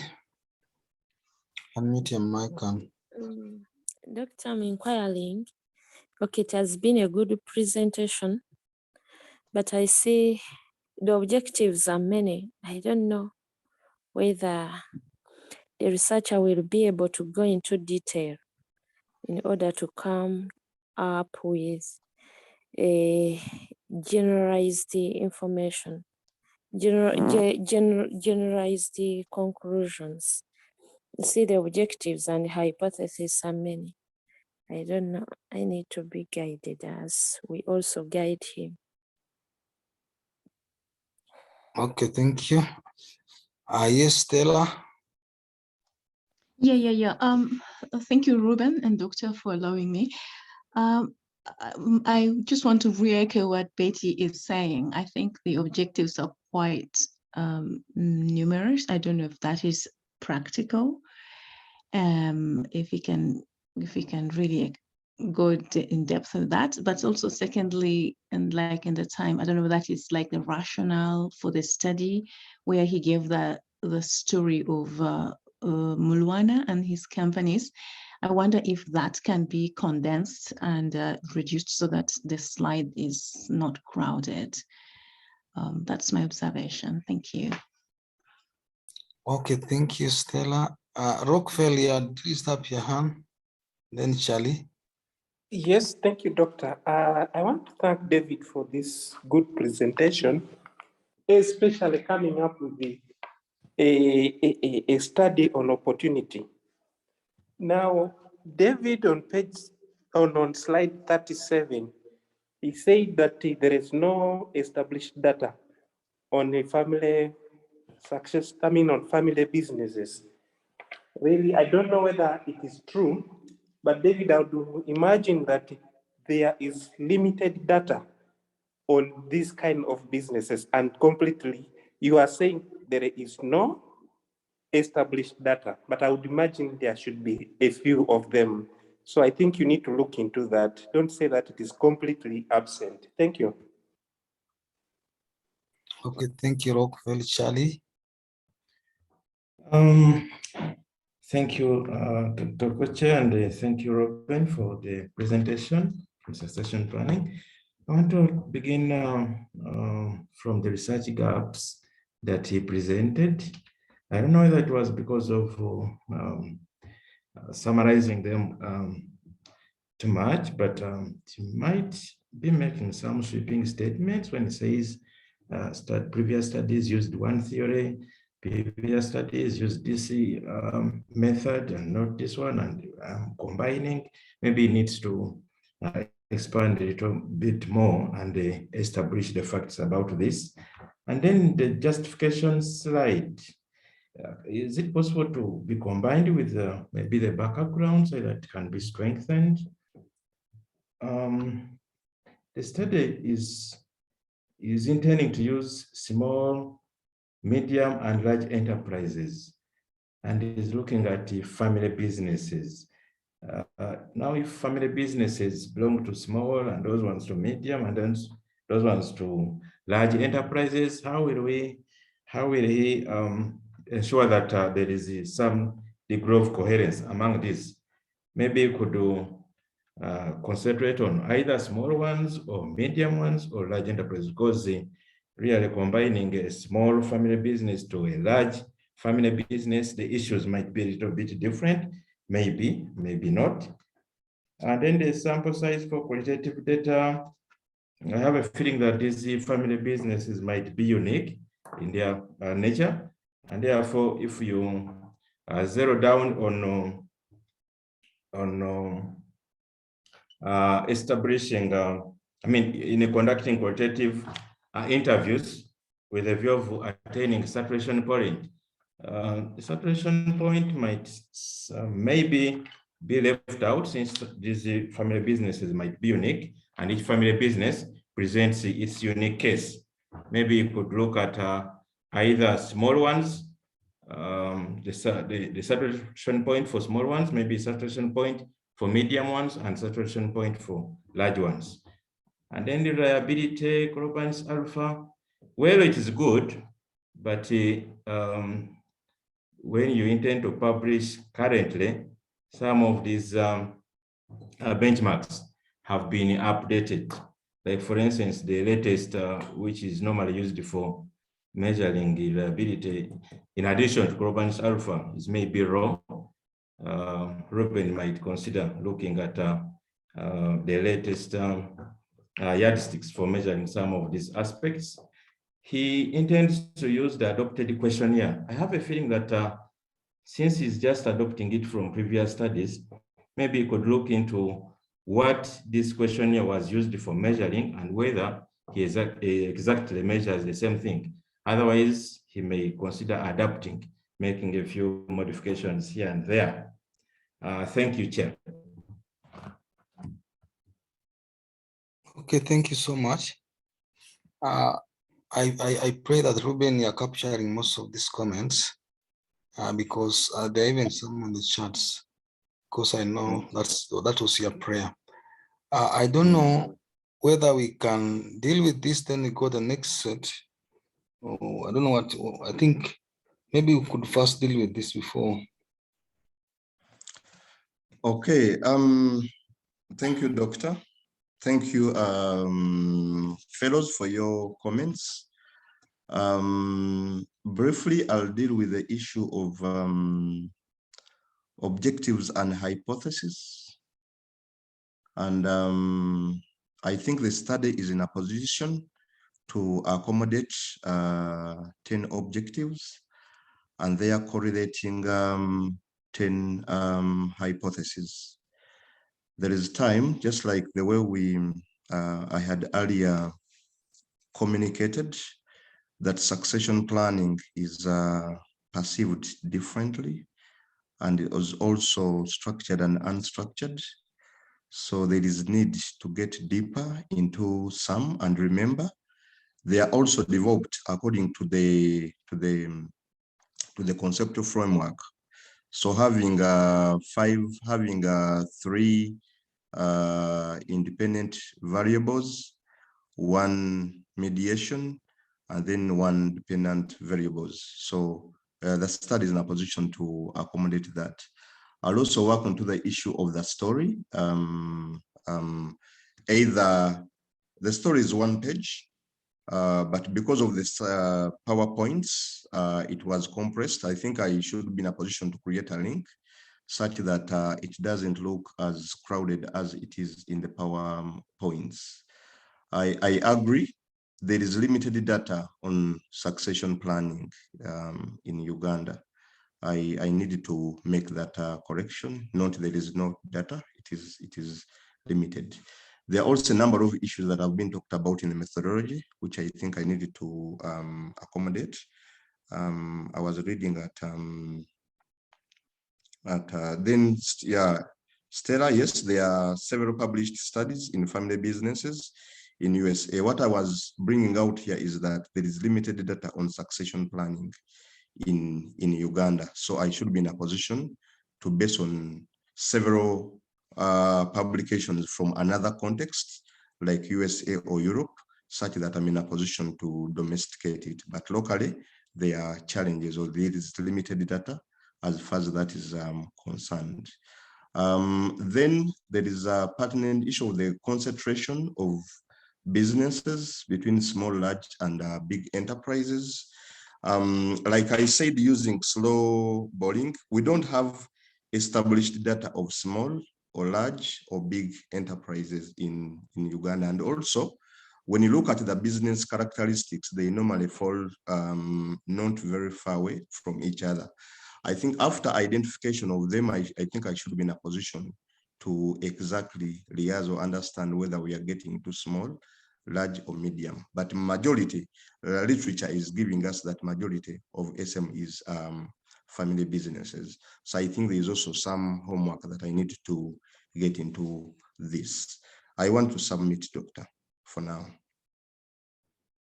Okay, thank you. Ruben, there are Yes. some issues, I think, based on the comments raised, which I think you need to pay attention critically. One of the issues, I think, it's unfortunate that Professor Joseph Ntai has left, but there's a student we examined on the same topic, and he seemed to get confused between small and medium enterprises and family-owned businesses. And I think you need to cut that line very clear. Okay, yours is coming clear, but I think for the sake of the study population, you might have to fairly try as much as possible, either to limit either medium or something like that. But that's a very critical comment, which came through. But there are other comments on the chat, but I think let me allow the people who have raised up their hands for a long time to make comments. Yes, Sylvia, and then Abdul. Okay, thank you, Dr. Michael, and thank you, our presenter of the day. Good morning, members who are on the call. Mine are just two comments, and I think one has been already tackled. That is the issue of the sum frame for the family businesses, where our presenter claims that family businesses are the same as SMEs.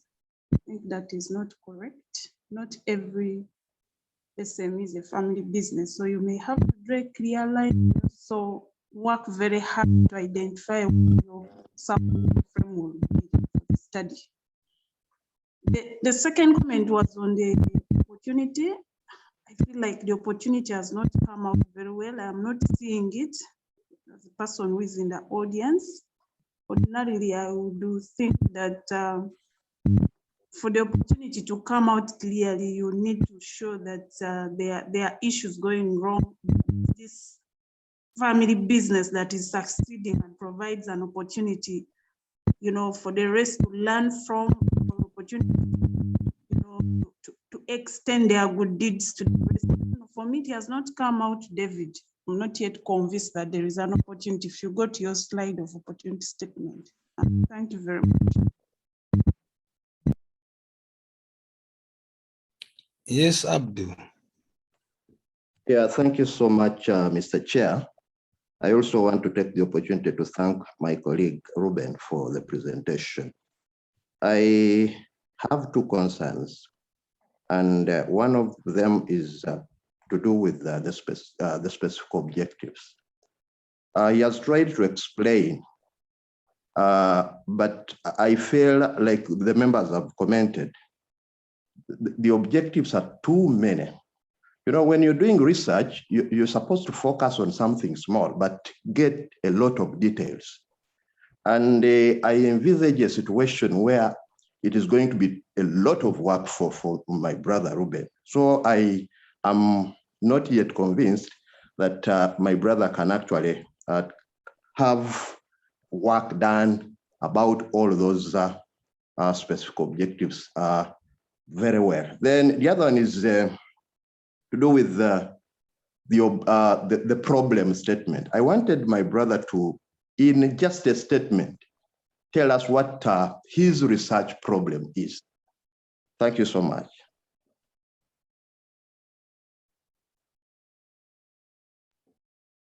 Oh, are you done? Abdul, yes, I'm done, Chair. Okay, thank you. Now, even from the chat room and from the comments, what I see is that, of course, notwithstanding the comment from Sylvia, but also I think statement of opportunity and a problem statement are two approaches of being the same thing. And it's very important for us to be clear about it. And I think maybe we can look at it in the future. But anyway, Aziz. Yes, thank you, Dr. Michael Koche, and thank you, Mr. Kisto, for the presentation. Mine is a quick one. I just observed, I think my brother is having an issue with the story. One, it appears to be wrong, as someone mentioned about it. But also I noted that the story happens to be a mixed bag of the required segments of the story, where you need to have a background, you need to have an action area, and then the results, and perhaps maybe the lessons, which you've highly highlighted in a certain slide. But my advice would be that you need to take care of the years. Sometimes you mention about you mix the years 2010, again you come down and talk about the events that happened in 1994. You mix up the years, so you need to have a chronological flow on how the story depicts what is happening in that institution. So perhaps maybe you need also to be aware of the actions. Your background issues, they appear to be so many, and they end up mixing again with the actions. So you need to take care of those three segments: background, action, and also the results. That's the observation. The other one, Sylvia Rakit mentioned about it, about the opportunity of the segment. Thank you, Chair. Okay, thank you. I don't know, senior colleagues, or maybe before, can I get the senior colleagues?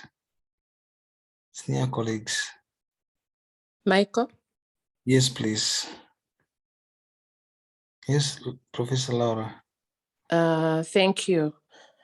I'm using two gadgets because I realized my network keeps jumping on and off. I like using the laptop for such events, but today, I don't know, it's misbehaving. So I'm using both the laptop and the phone. That's why you see me twice there.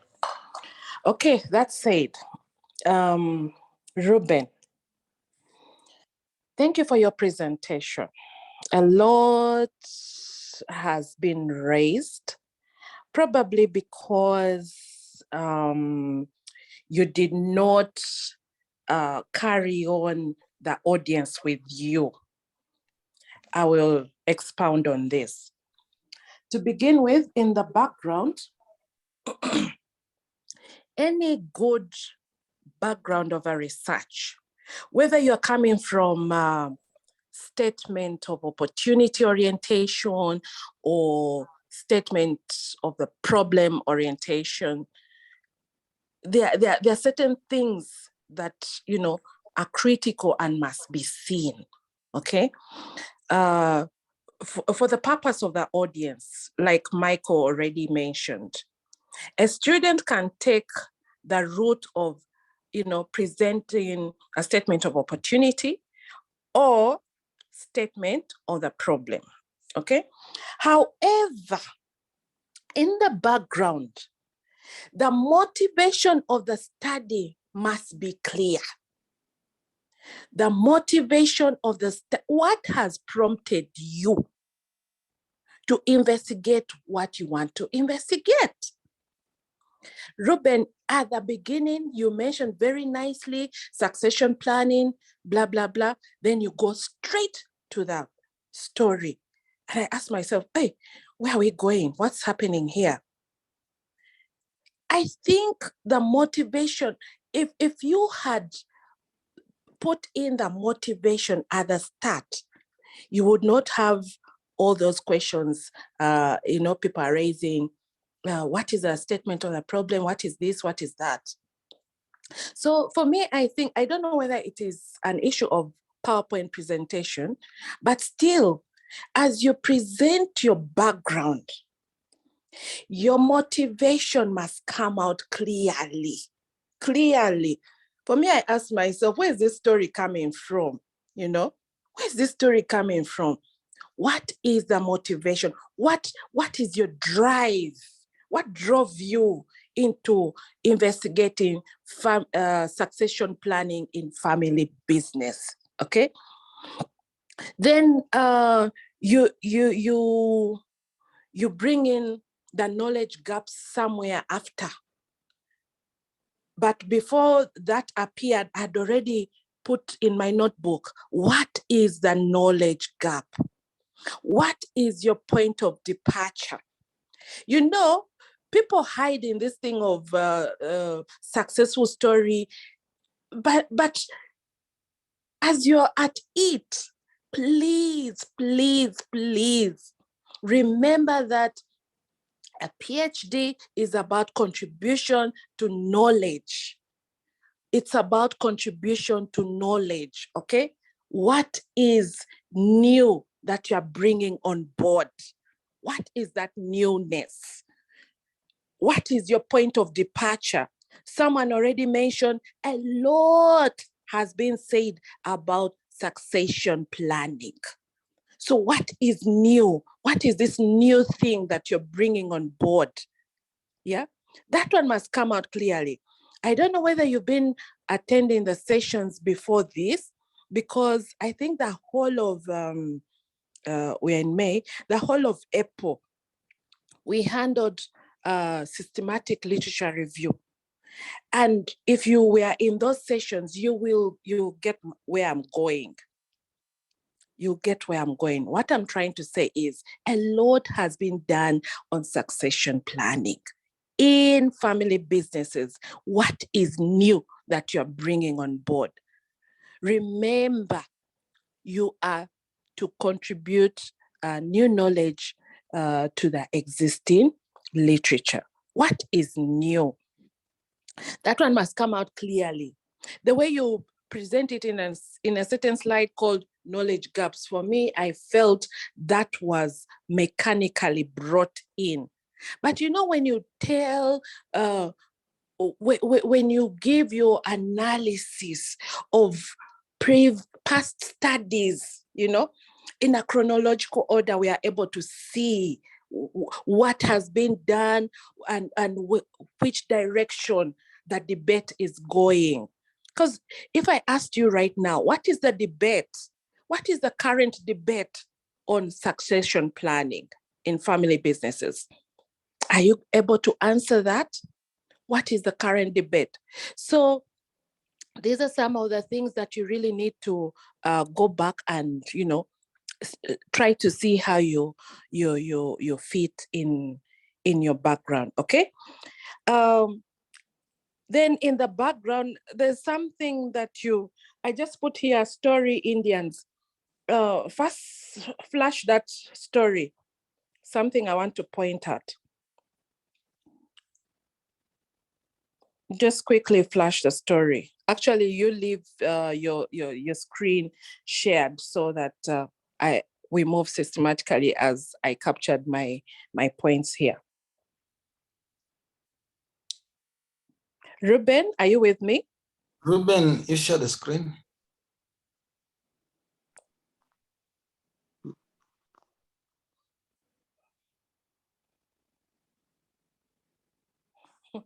Interesting. On the phone, it is showing. On the laptop, it's not showing. Okay. All right. You see the second line. He dropped out of school without attaining higher education. He started doing odd jobs and later became a driver with the Indians. With the Indians. So the question mark I put there is, which Indians? Eh? Which Indians? Be very, very careful how you cite these things.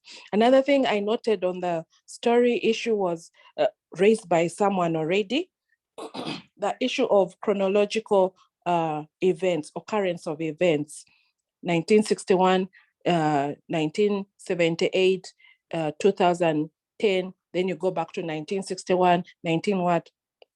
Chronological flow. Then the issue of cutting it. Now, for the benefit of other members who are new to this particular storytelling approach, in a story, what we really need to see is the interplay of all the study variables in there. We need to see it well demonstrated. For instance, I saw in his conceptual framework, he has entrepreneurial orientation, entrepreneurial actions, psychological contracts, and then the succession planning. So all these big concepts, we expect to see the interplay in the story.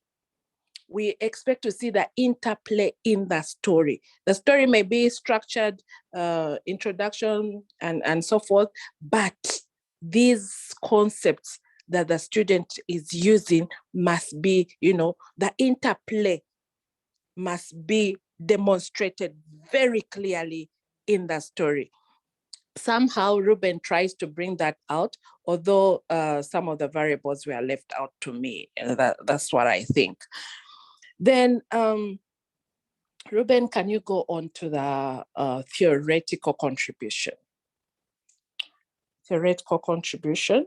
I'll not mention the issue on statement of opportunity. I think Sylvia handled that very well. Theoretical contribution. Now, a particular theory is meant to address a particular pattern or relationship. So for you to say that this theory pays less attention to ABCD. It's like saying the theory must have addressed that, but it did not. That is not right. How you present the limitation is this.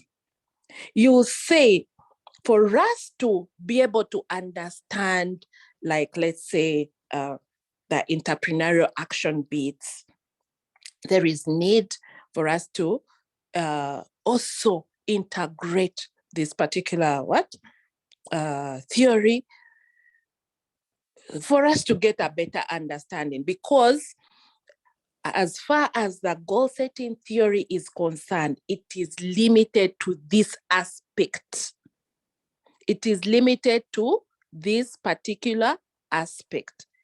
But this study goes beyond to also try and understand the other aspect, and therefore to be able to understand the other aspect, a different theory is integrated. The issue here is integration of theories, integration of knowledge, integration of the context. Okay? So don't, for lack of a better word, don't shoot a theory. Don't shoot a theory. The theories have been tested. They've been tested. Goal setting theory has been tested.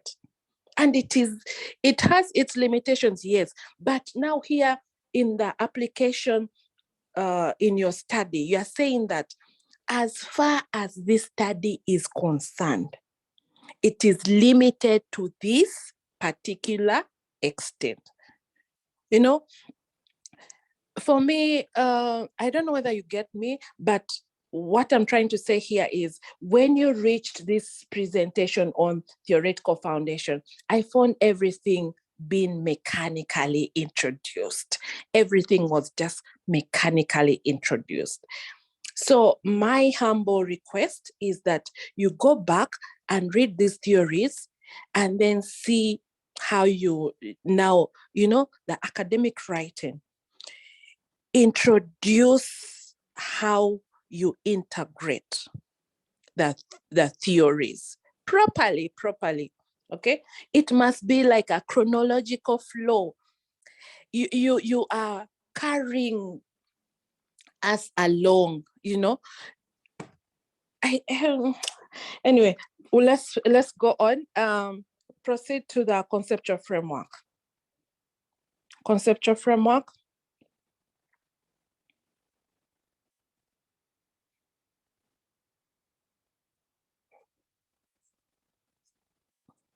Conceptual framework. Okay, you're there. I want to start with the main variable. You are investigating succession planning in small businesses. And my question straight away was, what is succession planning? What is succession planning? When I look at those indicators in that box called succession planning, is trust succession planning? Maybe successor selection? Is social identity succession planning? You must work with tested dimensions, tested constructs. Who measures succession planning the way you have measured it? Who does that? You must have an authority, okay? You must have an authority, and that authority must have been tested by many previous scholars, okay? For you to be able to stand firm and say, in this study, I am going to investigate succession planning in terms of trust, succession selection, social identity, mentorship, and so forth. Okay, if you had done a thorough, systematic literature review, you would have seen how succession planning has been conceptualized over a period of time. Yeah.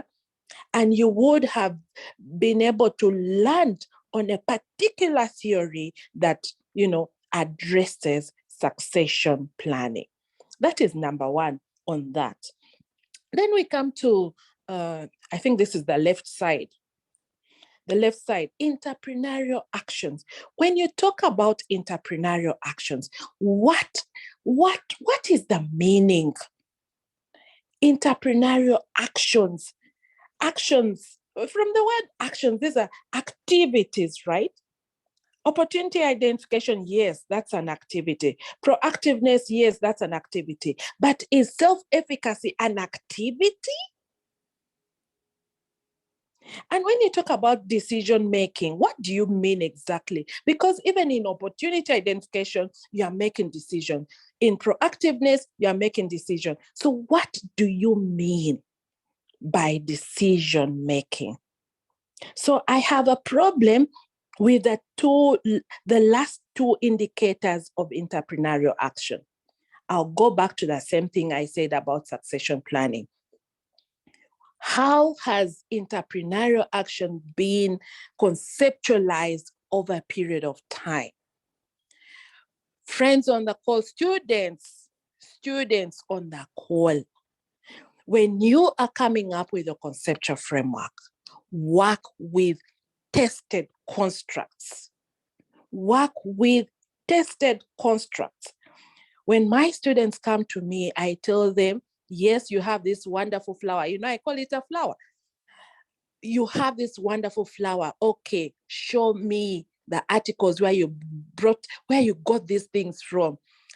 Once they show me the articles, next is give me a brief questionnaire items for each. Before we agree on that, we don't go forward. Because if you don't do it that way, you get stuck. You get stuck, especially when you now go to the questionnaire development. You start forcing things. Why? Because you did not look at or you did not work with what has been tested. Okay, there are times when you have to come up with your own, but that is also another approach. All right, we go to goal setting. That one is okay. I don't know about commitment in goal setting, but if you have the authority for that, well and good. Entrepreneurial orientation, yes, those are the renowned ones. And okay, now, still on the conceptual framework. I'm sorry, friends, if I'm taking long, but I had noted a lot of things. Allow me just rush through my comments. Okay. When you look at the conceptualization here, you're saying entrepreneurial action has a relationship with succession planning. My question was, when you look at those indicators and you look at the indicators there, do you have past studies that support that hypothesis, number one? Then look at that relationship between entrepreneurial actions, psychological contracts, and succession planning. Do you have articles that support that? In short, what I'm saying here is you must have, I was supervised by Professor Mnene, and for him, he would say, for every hypothesis, bring 100 articles.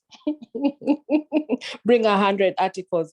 But here now, I'm reducing for you to 20, 25. For each hypothesis you have there, how many articles do you have? That is just something for you to think about. Because if you do not have past studies that have tested those relationships you want to test, you are going to have trouble when it comes to the discussion of your findings and also in that section of the literature review, okay? There was a question, okay, not only from one person, but very many people mentioned that you have very many objectives. Very many objectives. Okay, looking at the conceptualization you have there, each arrow there represents an objective, which is okay. It's just the objectives are too many because of the way the study was conceptualized. The mediation applies to every independent variable. That explains why there are too many objectives. But what I have seen with students is that when they have few arrows, they feel that is not PhD. So you see people forcing arrows left, right, and center, left, right, and center. But at the end of the day, do you have a story to tell? Somebody asked, will you be able to generalize your findings? Again, this goes back to the literature review and the gap that you wish to address. My concern here is on the ordering of your hypothesis. The ordering of your hypothesis. For you to be able to tell a wonderful story, you would go systematically. The first round will be deal with entrepreneurial action and first get over with it before you go to goal setting, before you go to entrepreneurial orientation. So this is how it would go. You test the direct relationship between entrepreneurial action and succession planning. Then that one between entrepreneurial action and psychological contracts, then psychological contracts and succession planning, then the mediation therein before you now bring in goal setting. So when you come to goal setting, you look at goal setting, the direct relationship between goal setting and succession planning, then goal setting, psychological contract, and the mediation therein.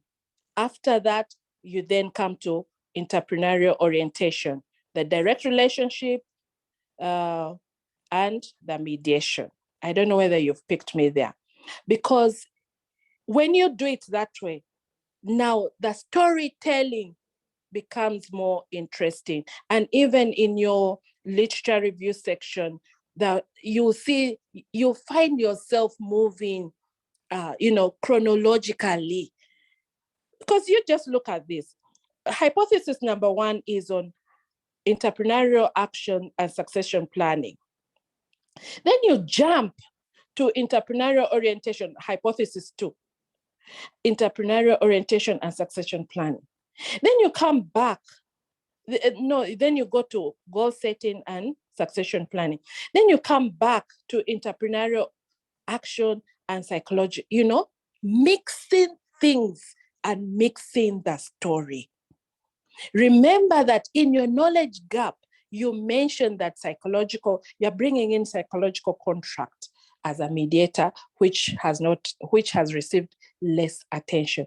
But then when you look at your conceptual framework, that the mediator applies to every IV.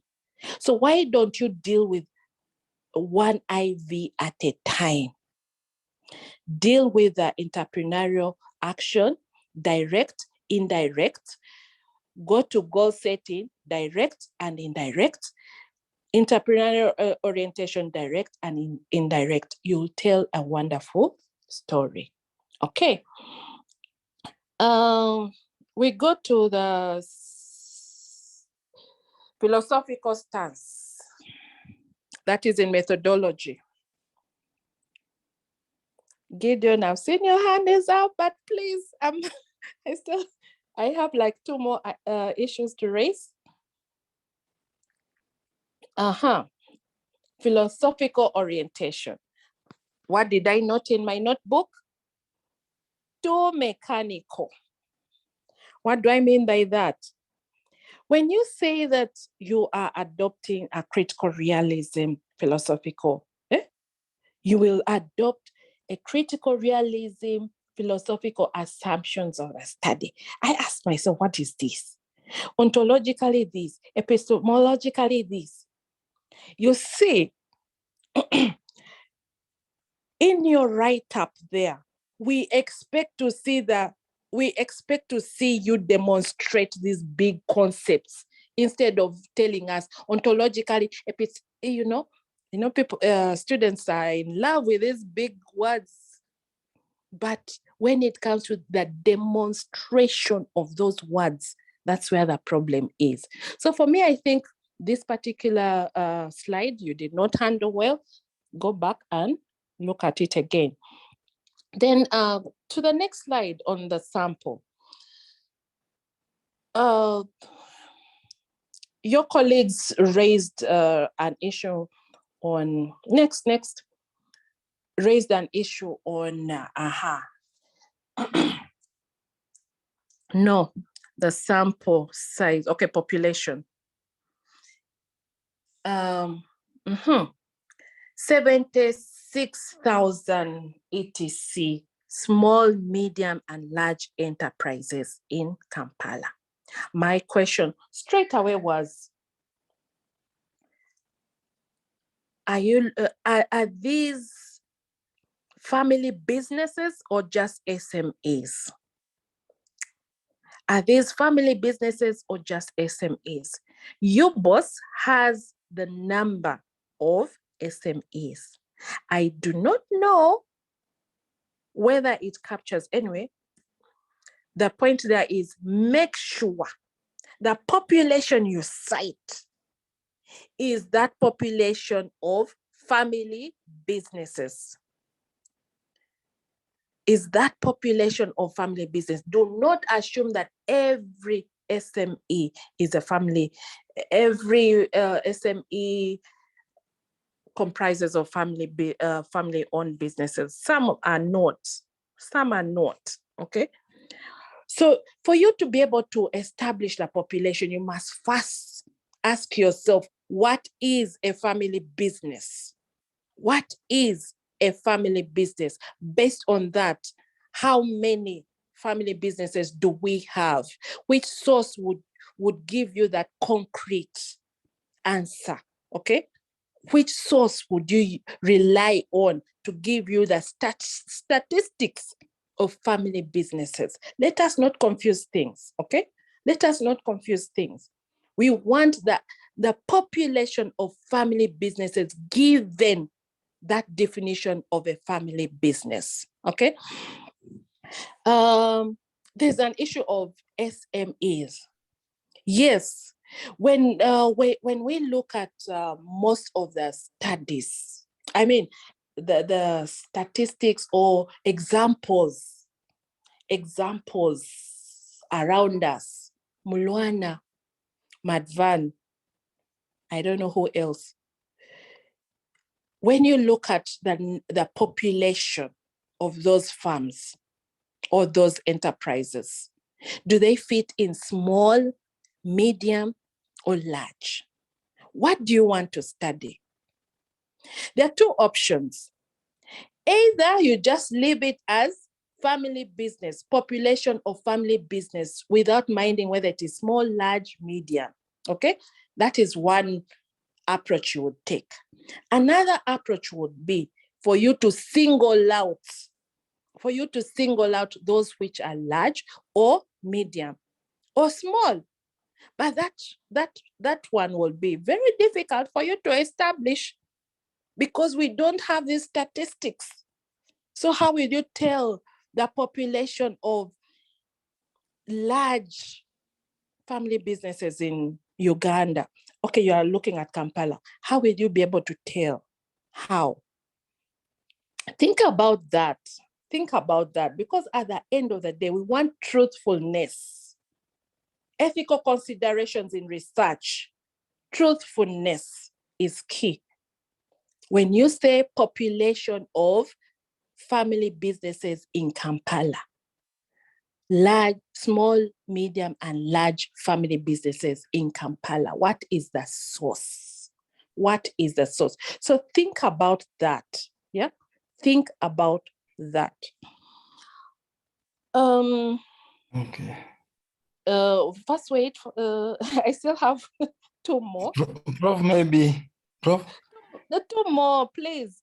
I wanted to acknowledge some senior colleagues who have joined. Dr. Dennis Musenguzi and Dr. Ibrahim Musenze.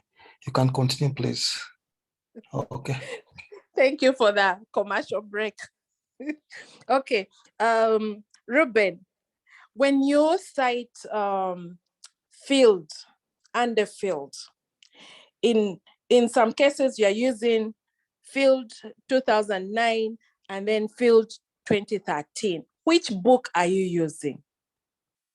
Which one are you using? Are you using both, or you're just citing for citing's sake? This is very serious. So my concern here is maintain consistency. Maintain consistency, okay?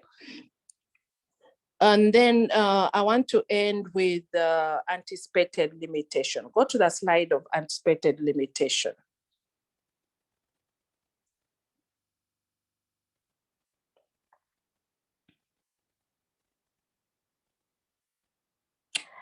As you are reaching there, I had noted here, you had a success story. In your sample, are you going to look at enterprises that have succeeded in succession planning, or those that have not, or just a blanket? That is food for thought. Anticipated limitations. Now, the anticipated limitation in a proposal stage, to me, refer to those limitations you are likely to face when you go out there in the field. What are those limitations you are likely to face when you go out there in the field to investigate what you've set to investigate? I end there. Thank you, Michael. Back to you. Okay, thank you, Prof. Like I said that, then I want to acknowledge the senior colleagues who join in the platform. That is Dr. Ibrahim Musenze and Dr. Ibrahim Musenze and Dr. Musenguzi Dennis. So, and they have really always contributed in this platform. So, but I want to ask Dr. Gideon to make comments. Dr. Gideon raised up his hand. Dr. Gideon, please. Thank you, Chair. Thank you, Reuben. I know it's always very difficult to talk when a senior person gives comments, because I've seen a number of them that are denoted have been highly elaborated.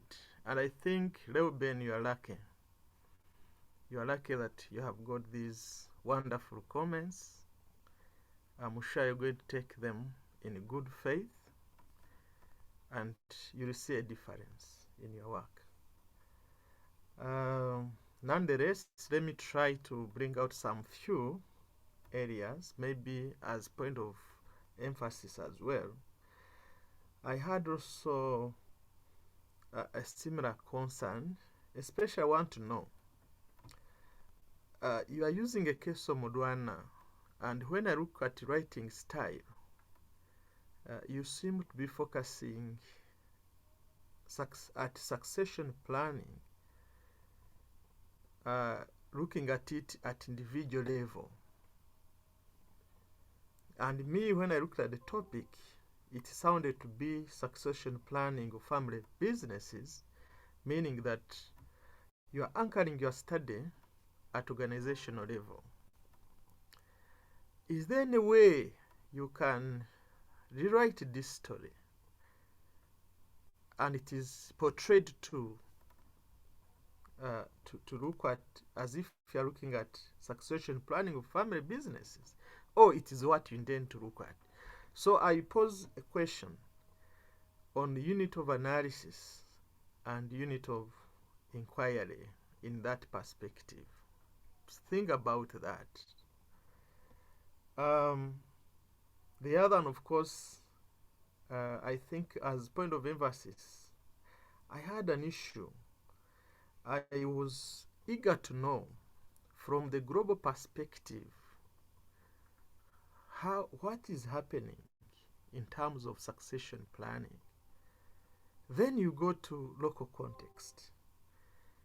Because you're writing to different scholars at different levels and in different countries, one would pick interest to understand this work. I think the global perspective was not coming out. The other aspect is I also seem to see that whereas you seem to emphasize that there is a policy issue, policymakers are stranded, but did you look at the policy gap? We have a number of initiatives. For example, the SDGs. What are they saying about your study? What about NDP3 and other initiatives in your area of specialty as well? And of course, it aligns also very well to know where you are coming from. Where I think they may not go that way because they asked you the contribution to knowledge. Where are you coming from and what do you want us to see? You realize that when it came to justification of the study, you had a similar challenge, which I think you need to work on. If you are justifying, what is the justification of this study? I think we want to see what is it that is so exciting that you want really to, why should this study really be felt that it is worth to contribute to board of knowledge? I think that one is not also coming out very well. I seem to have a slight challenge on those two constructs, entrepreneurial orientation and entrepreneurial action. I think you need to look at those two critically, such that when it comes to measurement, you will not have multicollinearity issues. Especially when you look at proactiveness, won't it be swallowed in the long run in entrepreneurial orientation? I know entrepreneurial orientation has some bit of innovativeness. How do you innovate when you're not proactive? I think, well, look at those critically at measurement level, you don't have issues of multicollinearity. The measures of entrepreneurial orientation, I'm not well versed with these locus of control being part of that, but I think from Professor Raula, I think you picked a lesson there. Let me not go there so much. The other one is where you said that there are no local studies. It sounds to be a simple statement, but you know the implication. One, I was even waiting to hear, how would you want to pilot your instrument now that there are no local studies and you are adapting these items? You adopt and modify, but then there are no local studies, meaning that we may not have a local maybe instrument to adopt or to adapt in that matter.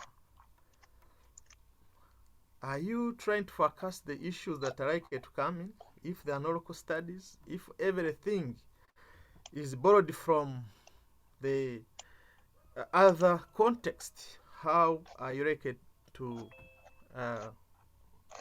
domesticate this instrument of these variables?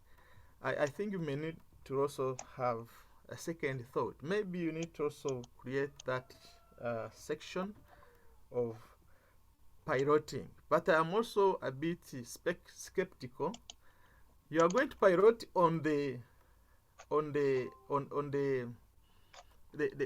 testing ground. First of all, you're looking at family businesses, but you don't have a list of them. How are you going to select them?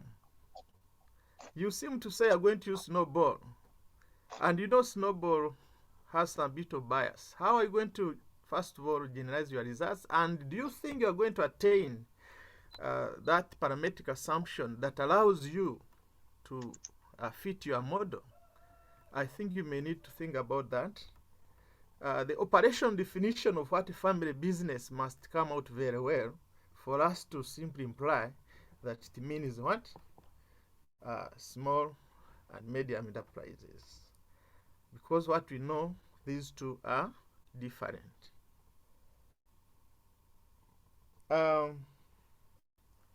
I think the others have been highly emphasized.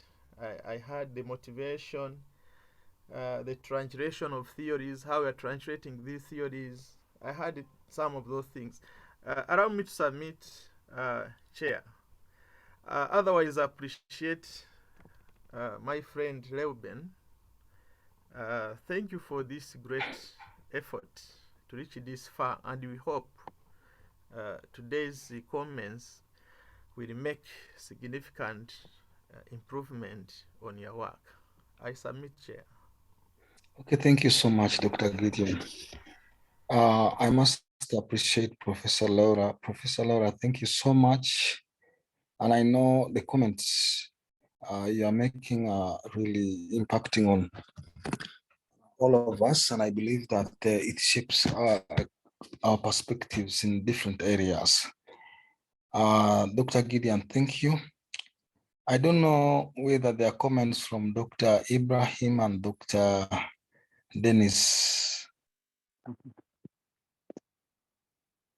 Yes, Dr. Okoche, I can just make one or two comments. Yes, yes. Ruben, please unshare the screen. Unshare the screen.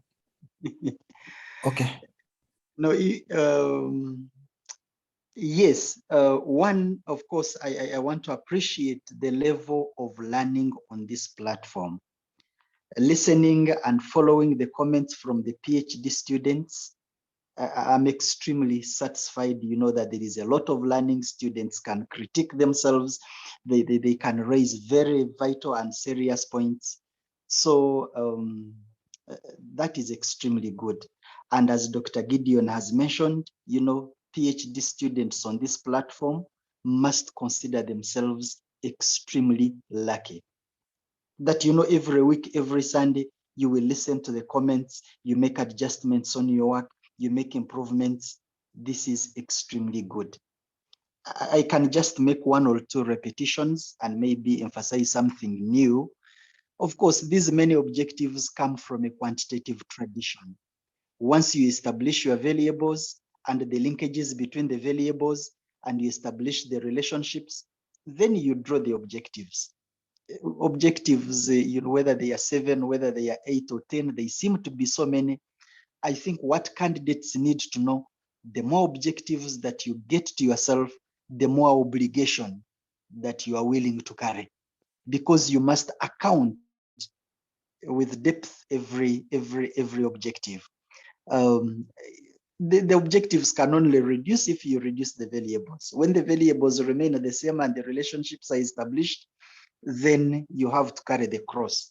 You know, I like the way the candidate introduced himself in the last in the last slide. He calls himself the main celebrant. Now, if you are to be the main celebrant, it means you must celebrate each of these objectives with the required depth, and that is the cross that you are carrying. Of course, there was concern about family business and SMEs. It is simple. What are the characteristics of a family business? What makes a business a family business? Then number 2, what are the characteristics of SMEs? What makes a business small? What makes a business medium? Now, the family businesses that are being studied, are they small or are they medium? If you are doing a case of Murwana, it means you've established only one family business. So is it a small business by its nature? Is it a medium business? Once that is clear, then it makes life easier. You know how to characterize a family business. You know how to characterize a small or medium business. Now, my main concern is about operationalizing the methodology, just other parts of the study. Now, the moment you say, I'm going to use this philosophy, how does the philosophy apply to the key issues of your study? If you say, I'm going to use quantitative and qualitative, tell us what elements of your study are quantitative, what elements of your study are qualitative, and how are you going to, the question of triangulation. How are you going to triangulate this? Especially if you have 10 objectives. Yeah. If you say you are going to use these quantitative tools of data analysis, how are they going to apply, to the 10 hypotheses or to the 10 objectives that you are doing? So, which comes to the issue of presentation. Yes, Ruben did a very good job, but he only came to read for us what he wrote in the slides. Presentation is more than just reading. You need to pause and explain. You need to pause and give more details. And I think his presentation looked mechanical, looked abstract, simply because he didn't allow himself, the space to make sense of the difficult and big concepts that he was, putting in the presentations. So, ladies and gentlemen, PhD candidates in this class, when you are writing the methodology, make it lively. Philosophy, how is philosophy relevant to your study? Quantitative, what are the quantitative elements? If you are going to use the measures you are going to use, are they going to be applied to all your hypotheses at the same time, or one will apply to some and another one will apply to others, so that the study is lived and is lively and is practical? Back to you, Dr. Okochi. These are a few comments I wanted to make. Thank you. Thank you so much, Dr. Dennis. Dr. Ibrahim. Thank you, Chair. I want to join the colleagues in thanking Robin for the good presentation, but also want to note that I came in a little bit late, and therefore my comments are going to be very, very marginal or decibel in nature. I will particularly focus on issues that surround methodology, and I have 2 or 3 issues to raise. One, I note that Robin makes quite a number of sweeping statements. For example, he said when he said that is going to deal with common methods bias using partial correlations. First of all, to an ordinary listener, somebody who is simply joining the platform for the first time, would have wished to know what common methods bias is and what its implication to research results would be before justifying the methods to tackle this problem. But me saying that I intend to use partial correlations to detect the presence of CMB, I think I did not really find it very proper. He needs to get back and articulate issues at this level in a more scholarly manner than he's doing. That is one. Two, when it goes to the issue of sample size selection, Robin says is going to be guided by the suggestions of Yamane, but he does not go ahead to tell us why Yamane.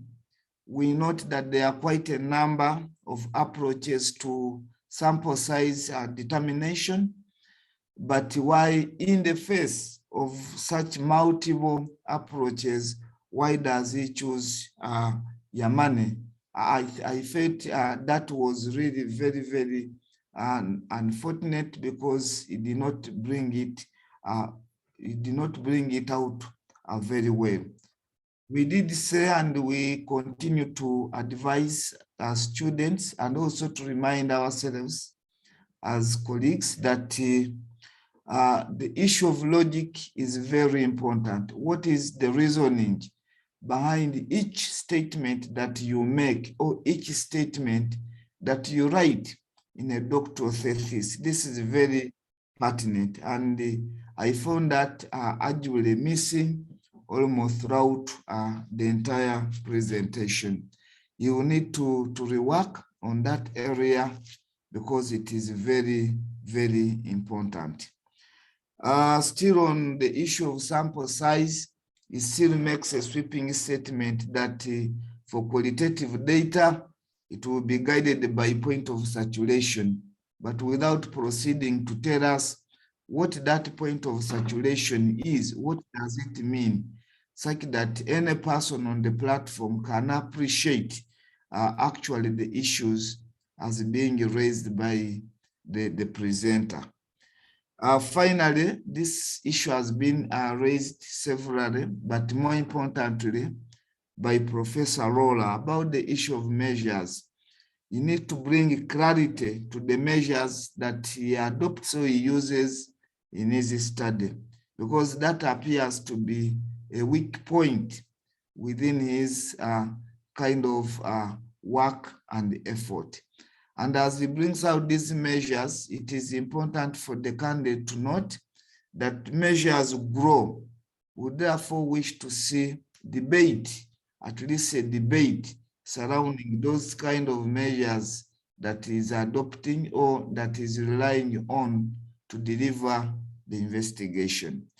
Aside for that, I find that, of course, this is work in progress, and the longest journey ideally begins with the first step. Robin has started, and the direction to which is moving is being well guided. So it does not need to worry. You need to look at these comments as they have come in, and then use them to guide you further, improve your work. I'm certain the next piece will be an upgrade from the first one. Thank you very much. Thank you so much. I don't know how Ruben is feeling about the comments, but if I was the one, I would be so excited, because the comments are very consistent. The comments are very prescriptive. They are pointing to areas of weaknesses which can be strengthened. And I must tell you, Ruben, your work is good. It is just that if you fix those critical issues, and I see the comment, the similarity in most of the comments which have been raised. And I think you need to reflect carefully about the theories. And it looks like for you, you have chosen the positivist mindset. And so you get the measures from the theories, and then you apply them.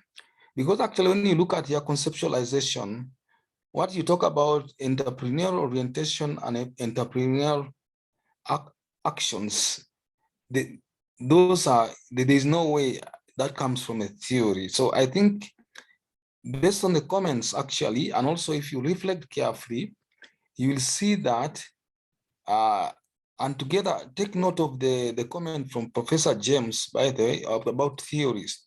Because if you critically identify the attributes from those theories and point them to the story, and then use them appropriately in the statement of opportunity, and then you transfer them to the objectives, to the hypothesis, then you will be in the right direction. But also I feel, and I see, these are general comments to me, which I think too, there seem to be challenges with going by statement of opportunity or statement of a problem.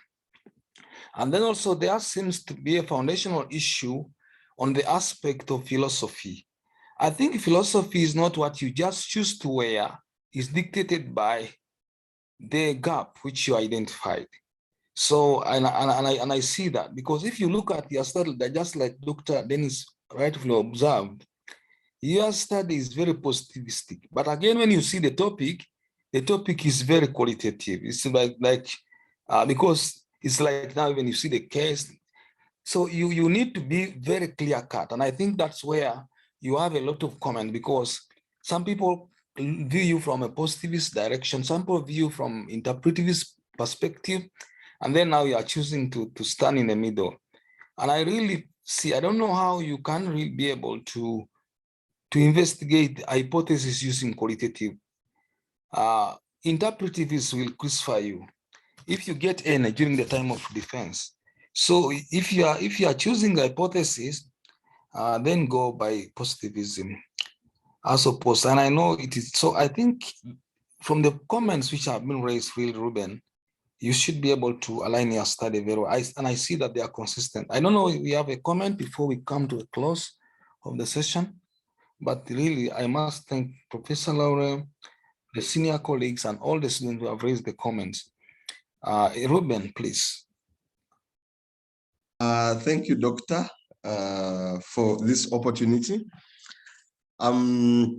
I think I'm excited. I should say that if you ask me how are you feeling, I should say I am excited.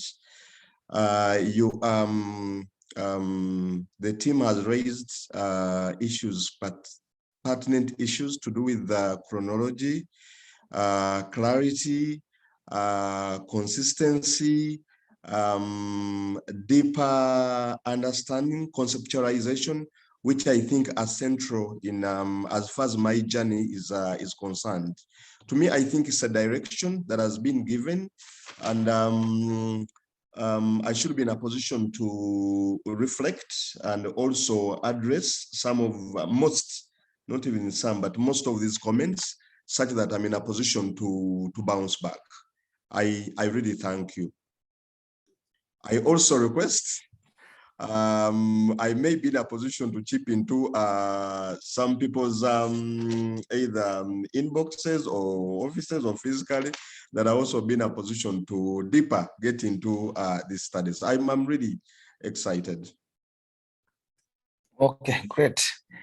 So I think, thank you, everyone. I must thank again the senior colleagues for this. This has been a very fruitful morning. To me as a person, I'm really excited that we can be able to participate at this level, and I believe all of us are really learning. And I think to the main organizers of this forum, I think there are some critical issues we need to pick up. Like I think we need to begin focusing on critically dealing with the differences between the statement of opportunity and statement of problem. Again, philosophy seems to be coming up, the issue of conceptualization and all those other issues. If you see from our discussions, I think could be able to help us to move forward. Now, I must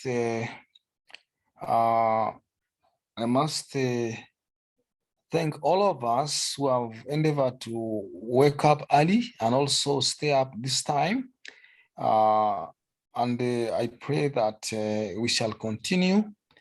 As we close, I would really want to invite again our Professor Laura to make a few remarks, and then Sylvia will close with a word of prayer. Professor Laura, you can just make a few comments, and then Sylvia will close with a word of prayer. But I must say that it has been a very wonderful morning to me and everyone. Thank you. Professor Laura.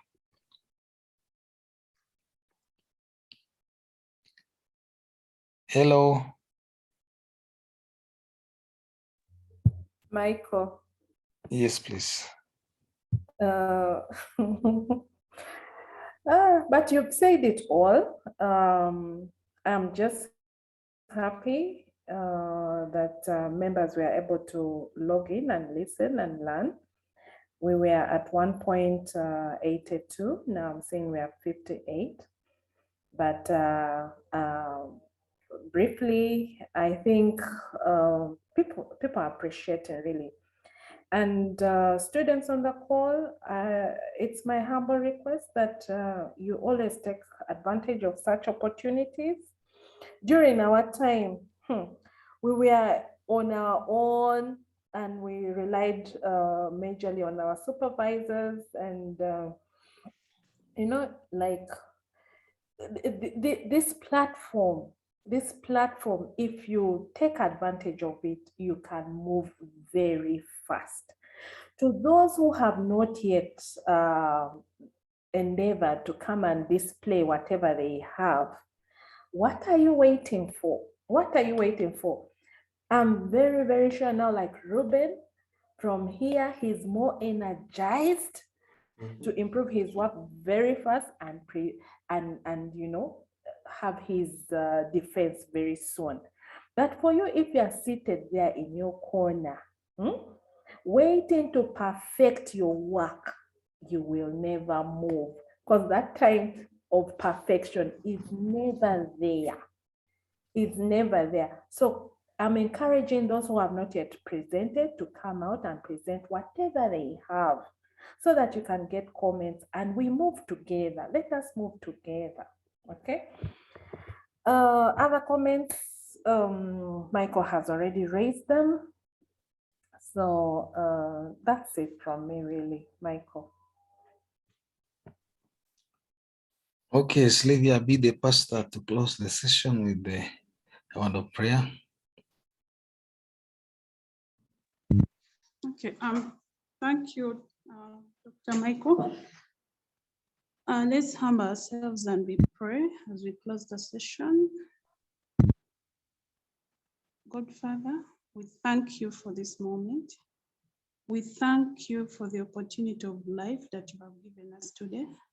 We also thank you for the chance that you have given us to gather here today to discuss our research course, which is a very important aspect of our career, most of us.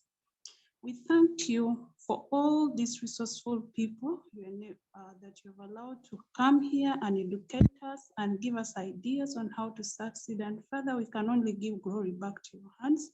And please protect all of them and let them have the courage to always come here and enable our future.